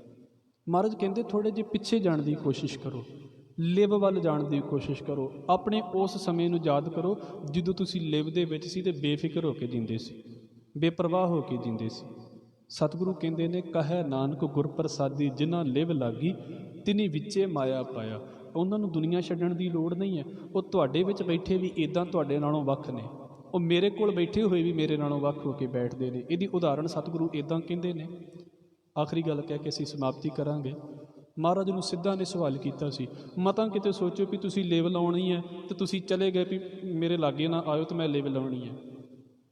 ਇੱਦਾਂ ਨਾ ਸੋਚਿਓ ਕਦੀ। ਇਹ ਪੱਕੀ ਮਾਲਕ ਨੇ ਸਾਨੂੰ ਦਿੱਤਾ ਵੀ ਇਕਾਂਤ ਦੇ ਵਿੱਚ ਬੈਠਣਾ। ਪਰ ਇੱਕ ਗੱਲ ਆਪ ਜੀ ਦੇ ਅੱਗੇ ਰੱਖ ਦੇਵਾਂ, ਸਤਿਗੁਰੂ ਨੂੰ ਸਿੱਧਾ ਨੇ ਸਵਾਲ ਕੀਤਾ ਸੀ, ਦੁਨੀਆ ਸਾਗਰ ਦੁੱਤਰ ਕਹੀਏ ਕਿਉਂ ਕਰ ਪਾਈਏ ਪਾਰੂ। ਵੀ ਮਹਾਰਾਜ ਇੱਥੇ ਅਸੀਂ ਧਿਆਨ ਲਾਉਣ ਦੀ ਕੋਸ਼ਿਸ਼ ਕਰਦੇ ਆ ਜਾਂਦਾ, ਪਾਠ ਕਰਦਿਆਂ ਚਿੰਤਾ ਚੇਤੇ ਆ ਜਾਂਦੀ ਹੈ, ਪਾਠ ਕਰਦੇ ਹਾਂ ਅਤੇ ਕੱਲ੍ਹ ਕਿਸੇ ਨੇ ਗੱਲ ਕਹੀ ਸੀ ਉਹ ਚੇਤੇ ਆ ਜਾਂਦੀ ਹੈ, ਪਾਠ ਕਰਦੇ ਹਾਂ ਅਤੇ ਪਾਠ ਵੱਲ ਧਿਆਨ ਘੱਟ ਅਤੇ ਦੁਨੀਆ ਵੱਲ ਧਿਆਨ ਜ਼ਿਆਦਾ। ਇਹ ਸਵੇਰੇ ਕਰ ਲਿਓ, ਵੈਸੇ ਧਿਆਨ ਘੱਟ ਜਾਏਗਾ, ਹੁਣ ਕਰੋਗੇ ਤਾਂ ਧਿਆਨ ਜ਼ਿਆਦਾ ਖਿੰਡੇਗਾ, ਕਿਉਂਕਿ ਜੋ ਸਾਰਾ ਦਿਨ ਕੀਤਾ ਉਹਦਾ ਵੀ ਤਾਂ ਅਸਰ ਪੈਣਾ ਹੀ ਹੈ ਨਾ। ਸਤਿਗੁਰੂ ਨੂੰ ਕਹਿੰਦੇ ਵੀ ਬੜਾ ਔਖਾ ਕੰਮ ਹੋ ਗਿਆ ਮਹਾਰਾਜ ਇਹ ਤੇ, ਦੁਨੀਆ ਸਾਗਰ ਦੁੱਤਰ ਕਹੀਏ ਕਿਉਂ ਕਰ ਪਾਈਏ ਪਾਰੋ। ਵੀ ਇਹਨਾਂ ਚੀਜ਼ਾਂ ਤੋਂ ਕਿੱਦਾਂ ਪਾਰ ਹੋਈਏ। ਚਰਪਟ ਬੋਲਿਆ ਉਦੋਂ ਨਾਨਕ ਦੇਹੋ ਸੱਚਾ ਵਿਚਾਰੋ। ਤੇ ਸਤਿਗੁਰੂ ਕਹਿੰਦੇ ਨੇ ਅੱਗੇ ਜਵਾਬ ਹੈ, ਆਪੇ ਆਖੇ ਆਪੇ ਸਮਝੈ ਤਿਸ ਕਾ ਉੱਤਰ ਦੀਜੈ। ਸੱਚ ਕਹੋ ਤੁਮ ਪਾਰ ਗ੍ਰਮੀ ਤੁਝ ਕਿਆ ਬੈਸਣ ਦੀਜੈ। ਜੈਸੇ ਜਲ ਮਹਿ ਕਮਲ ਨਿਰਾਲਮ ਮੁਰਗਾਈ ਨੈ ਸਾਣੇ। ਤੇ ਬਾਹਰ ਨਿਕਲ ਕੇ ਥੋੜ੍ਹਾ ਜਿਹਾ ਵੇਖੋ ਤੇ ਸਹੀ, ਚਿੱਕੜ ਦੇ ਵਿੱਚ ਕਮਲ ਹੁੰਦਾ, ਕਮਲ ਨੂੰ ਕਦੀ ਚਿੱਕੜ ਨਹੀਂ ਲੱਗਦਾ। ਤੂੰ ਦੁਨੀਆ ਦੇ ਵਿੱਚ ਰਹੋ ਨਾ, ਦੁਨੀਆ ਵਰਗੇ ਕਿਉਂ ਹੋਣਾ ਹੈ, ਵੱਖਰੇ ਹੋ ਕੇ ਚੱਲੋ ਦੁਨੀਆ ਦੇ ਨਾਲ। ਜੈਸੇ ਜਲ ਮਹਿ ਕਮਲ ਨਿਰਾਲਮ ਮੁਰਗਾਈ ਨੈ ਸਾਣੇ। ਮੁਰਗਾਬੀ ਤੁਸੀਂ ਕਿਤੇ ਵੇਖਿਆ ਹੋਵੇਗਾ, ਉਹ ਪਾਣੀ ਦੇ ਵਿੱਚ ਬੈਠੀ ਰਹਿੰਦੀ ਹੈ, ਉਹਨੂੰ ਮਾੜਾ ਜਿਹਾ ਖਤਰਾ ਲੱਗਦਾ ਹੈ, ਬਾਕੀ ਜਾਨਵਰਾਂ ਦੇ ਖੰਭ ਭਿੱਜ ਜਾਂਦੇ ਨੇ, ਉਹਦੇ ਪਾਣੀ ਦੇ ਵਿੱਚ ਬੈਠੀ ਦੇ ਵੀ ਖੰਭ ਨਹੀਂ ਭਿੱਜਦੇ, ਉਹ ਪਾਣੀ ਦੇ ਵਿੱਚੋਂ ਹੀ ਉੱਡ ਜਾਂਦੀ ਹੈ। ਤੁਸੀਂ ਸੁਣੀਆਂ ਹੋਣਗੀਆਂ ਕਈ ਕਹਾਣੀਆਂ ਵੀ ਪਾਣੀ 'ਚ ਡਿੱਗਾ ਤੇ ਖੰਭ ਭਿੱਜ ਗਏ, ਜਿਹਦੇ ਖੰਭ ਭਿੱਜ ਗਏ ਉੱਡ ਕੀ ਸਕਦਾ। ਸਤਿਗੁਰੂ ਕਹਿੰਦੇ ਮੁਰਗਾਬੀ ਦੇ ਕਦੀ ਖੰਭ ਨਹੀਂ ਭਿੱਜਦੇ। ਮੁਰਗਾਈ ਨੇ ਸਾਣੇ ਸੁਰਤ ਸ਼ਬਦ ਭਵ ਸਾਗਰ ਤਰੀਆ, ਨਾਨਕ ਨਾਮ ਵਖਾਣੇ। ਧਿਆਨ ਆਪਣਾ ਸ਼ਬਦ ਦੇ ਵੱਲ ਲਾਓ, ਦੁਨੀਆ ਦੀ ਕਾਰ ਕਰੀ ਜਾਓ, ਦੁਨੀਆ ਦੇ ਕੰਮ ਕਰੀ ਜਾਓ, ਪਰਿਵਾਰ ਵੀ ਪਾਲੋ, ਕਾਰੋਬਾਰ ਵੀ ਕਰੋ, ਕਿਰਤ ਵੀ ਕਰੋ, ਪਰ ਤੁਹਾਡੀ ਸੁਰਤ ਕਿੱਧਰ ਜਾ ਰਹੀ? ਸੁਰਤ ਨੂੰ ਵਾਪਸ ਸਿੱਖਣ ਦੀ ਕੋਸ਼ਿਸ਼ ਕਰੋ। ਜੋ ਤੁਸੀਂ ਗਵਾ ਲਿਆ ਹੈ, ਜੋ ਸਾਡੇ ਕੋਲੋਂ ਪਰੇ ਚਲਾ ਗਿਆ ਹੈ, ਉਹਨੂੰ ਵਾਪਸ ਲੱਭਣ ਦੀ ਕੋਸ਼ਿਸ਼ ਕਰੋ। ਇਹ ਇੰਨੀ ਕੁ ਹੀ ਖੇਡ ਹੈ। ਬਚਪਨ ਵੱਲ ਆਉਣ ਦੀ ਕੋਸ਼ਿਸ਼ ਕਰੋ, ਆਪਣੇ ਨੂੰ ਥੋੜ੍ਹਾ ਜਿਹਾ ਪਿੱਛੇ ਆਉਣ ਦੀ ਕੋਸ਼ਿਸ਼ ਕਰੋ, ਸ਼ੁਰੂਆਤ ਵੱਲ ਆਉਣ ਦੀ ਕੋਸ਼ਿਸ਼ ਕਰੋ। ਅਤੇ ਬੜੀ ਸੌਖੀ ਇਹਦੀ ਉਦਾਹਰਣ ਹੈ, ਜੇ ਸਾਨੂੰ ਆਪਣਾ ਚੇਤਾ ਭੁੱਲ ਗਿਆ ਨਾ ਵੀ ਅਸੀਂ ਕਿੱਦਾਂ, ਸਾਨੂੰ ਤਾਂ ਚੇਤਾ ਹੀ ਨਹੀਂ ਪਈ ਸੀ ਪਹਿਲਾਂ ਕਿੱਦਾਂ ਦੇ ਸੀ। ਬੱਚਿਆਂ ਵੱਲ ਵੇਖੋ, ਤੁਹਾਨੂੰ ਬੰਦਗੀ ਸਿਖਾ ਦੇਣਗੇ, ਬਹੁਤ ਕਮਾਲ ਦੀ ਬੰਦਗੀ ਸਿਖਾਵੇਗਾ ਬੱਚਾ। ਅਬ ਮੇਰੇ ਵਰਗੇ ਗਿਆਨੀ ਵੀ ਨਹੀਂ ਸਿਖਾ ਸਕਦੇ ਉੱਦਾਂ ਦੀ ਬੰਦਗੀ। ਇਹ ਲੈਕਚਰਾਂ 'ਚ ਬੰਦਗੀ ਹੈ, ਉਹ ਪ੍ਰੈਕਟੀਕਲ 'ਚ ਬੰਦਗੀ ਹੈ। ਉਹ ਬੱਚੇ ਵੱਲ ਵੇਖ ਕੇ ਸਿੱਖਿਓ ਕਿੱਦਾਂ ਭਗਤੀ ਸਿਖਾਉਂਦਾ ਤੁਹਾਨੂੰ। ਬੱਚੇ ਵੱਲ ਵੇਖ ਕੇ ਭਗਤੀ ਕਰ ਲਓ, ਨਾਲੇ ਤੁਹਾਨੂੰ ਬੱਚਾ ਭਗਤ ਲੱਗਣ ਲੱਗ ਪਵੇਗਾ, ਨਾਲ ਆਪ ਰੱਬ ਵਾਲੇ ਪਾਸੇ ਹੋ ਜਾਵੇਗਾ। ਪਰ ਬੱਚਿਆਂ ਦੇ ਵਿੱਚੋਂ ਤੁਸੀਂ ਵੇਖਿਓ, ਮਹਾਰਾਜ ਕਿਰਪਾ ਕਰਨ। ਇਹ ਥੋੜ੍ਹੀ ਜਿਹੀ ਵਿਚਾਰ ਵੱਖਰੀ ਹੈ, ਪਰ ਲਿਵ ਨੂੰ ਸਮਝਣ ਦੀ ਕੋਸ਼ਿਸ਼ ਕਰੋ, ਧਿਆਨ ਨੂੰ ਸਮਝਣ ਦੀ ਕੋਸ਼ਿਸ਼ ਕਰੋ। ਜੋ ਮਰਜ਼ੀ ਕਰੋ ਇਸ ਦੁਨੀਆ ਦੇ ਵਿੱਚ, ਕਿਰਤ ਕਰੋ ਇਮਾਨਦਾਰੀ ਦੀ, ਪਰ ਧਿਆਨ ਜਿਹੜਾ ਹੈ ਉਹ ਵਾਹਿਗੁਰੂ ਦੇ ਵੱਲ ਹੋਵੇ। ਜਿਹਨੂੰ ਬਾਬਾ ਨਾਮਦੇਵ ਕਹਿੰਦੇ ਨੇ ਵੀ ਮਾਂ ਘਰ ਦਾ ਕੰਮ ਵੀ ਕਰਦੀ ਰਹਿੰਦੀ ਹੈ, ਪਰ ਜਦੋਂ ਮਾੜੀ ਜੀ ਬੱਚੇ ਦੀ ਰੋਣ ਦੀ ਆਵਾਜ਼ ਆਉਂਦੀ ਹੈ ਨਾ, ਉਹ ਸਾਰੇ ਕੰਮ ਛੱਡ ਕੇ ਉੱਧਰ ਚਲੀ ਜਾਂਦੀ ਹੈ। ਕੰਮ ਵੀ ਕਰਦੀ ਰਹਿੰਦੀ ਹੈ, ਉਹਨੂੰ ਤਾਂ ਵੀ ਚੇਤਾ ਹੁੰਦਾ ਵੀ ਮੇਰਾ ਬੱਚਾ ਸੁੱਤਾ ਪਿਆ ਹੈ, ਮੈਂ ਉੱਧਰ ਧਿਆਨ ਵੀ ਰੱਖਣਾ ਹੈ। ਇੰਨਾ ਕੁਝ ਕਰਨ ਦੇ ਬਾਵਜੂਦ ਵੀ ਸਾਡੇ ਨਾਲ ਜ਼ਿੰਦਗੀ 'ਚ ਇਹ ਗੱਲ ਕਿਉਂ ਨਹੀਂ ਬਣ ਜਾਂਦੀ? ਸਤਿਗੁਰੂ ਕਿਰਪਾ ਕਰਨ, ਇਹਨੂੰ ਪ੍ਰੈਕਟਿਸ ਦੇ ਵਿੱਚ ਲੈ ਕੇ ਆਉਣਾ, ਪ੍ਰੈਕਟੀਕਲ ਦੇ ਵਿੱਚ ਲੈ ਕੇ ਆਉਣਾ। ਇੱਕ ਵਾਰ ਜੇ ਸੁਣਿਆ, ਕਈ ਗੱਲਾਂ ਨਹੀਂ ਪਕੜ ਦੇ ਵਿੱਚ ਆਉਂਦੀਆਂ, ਇਹਨੂੰ 2 ਵਾਰ ਸੁਣ ਲੈਣਾ, 3 ਵਾਰ ਸੁਣ ਲੈਣਾ, 4 ਵਾਰ ਸੁਣ ਲੈਣਾ। ਇਹ ਗੁਰਦੁਆਰੇ ਦੇ ਪੇਜ ਦੇ ਉੱਪਰ ਵੀ ਪਈ ਹੋਈ ਆ, YouTube ਦੇ ਉੱਪਰ ਵੀ ਹੋਵੇਗੀ। ਇਹ ਪ੍ਰਮੋਟ ਨਹੀਂ ਕਰਦਾ ਪਿਆ, ਪਰ ਮੈਂ ਇਹ ਗੱਲ ਰੱਖ ਦੇਵਾਂ, ਕਿਸੇ ਵੇਲੇ ਇੱਕ ਗੱਲ ਕਰਦਿਆਂ ਉਹ ਇੱਦਾਂ ਦੀ ਚੀਜ਼ ਹੁੰਦੀ ਹੈ ਵੀ ਜਲਦੀ ਪਕੜ ਦੇ ਵਿੱਚ ਨਹੀਂ ਆਉਂਦੀ, ਕਿਉਂਕਿ ਬਹੁਤ ਦੂਰ ਦੇ ਵਿਸ਼ੇ ਨੇ। ਵਾਰ-ਵਾਰ ਇਹਨੂੰ ਸਮਝਣ ਦੀ, ਸੁਣਨ ਦੀ ਕੋਸ਼ਿਸ਼ ਕਰਿਓ, ਫਿਰ ਇਹ ਚੀਜ਼ ਸਾਡੇ ਪੱਲੇ ਆਵੇਗੀ। ਦਾਤਾਰ ਕਿਰਪਾ ਕਰਨ। ਆਪ ਜੀ ਮੇਰੇ ਤੋਂ ਅੱਗੇ ਹੋ, ਮੇਰੇ ਤੋਂ ਸਮਝਦਾਰ ਹੋ। ਮੈਂ ਕੁਝ ਨਹੀਂ ਆਪ ਜੀ ਨੂੰ ਸਮਝਾਉਣ ਵਾਲਾ, ਸਿਰਫ ਗੁਰੂ ਦੀਆਂ ਗੱਲਾਂ ਨੇ ਆਪ ਜੀ ਦੇ ਅੱਗੇ ਰੱਖਦਾ ਪਿਆ ਹਾਂ। ਮੇਰੇ ਪਾਸੋਂ ਬੋਲਦਿਆਂ ਹੋਈਆਂ ਭੁੱਲਾਂ ਦੀ ਖਿਮਾ। ਫਤਿਹ ਨਾਲ ਸਾਂਝ ਪਾਓ ਜੀ। ਵਾਹਿਗੁਰੂ ਜੀ ਕਾ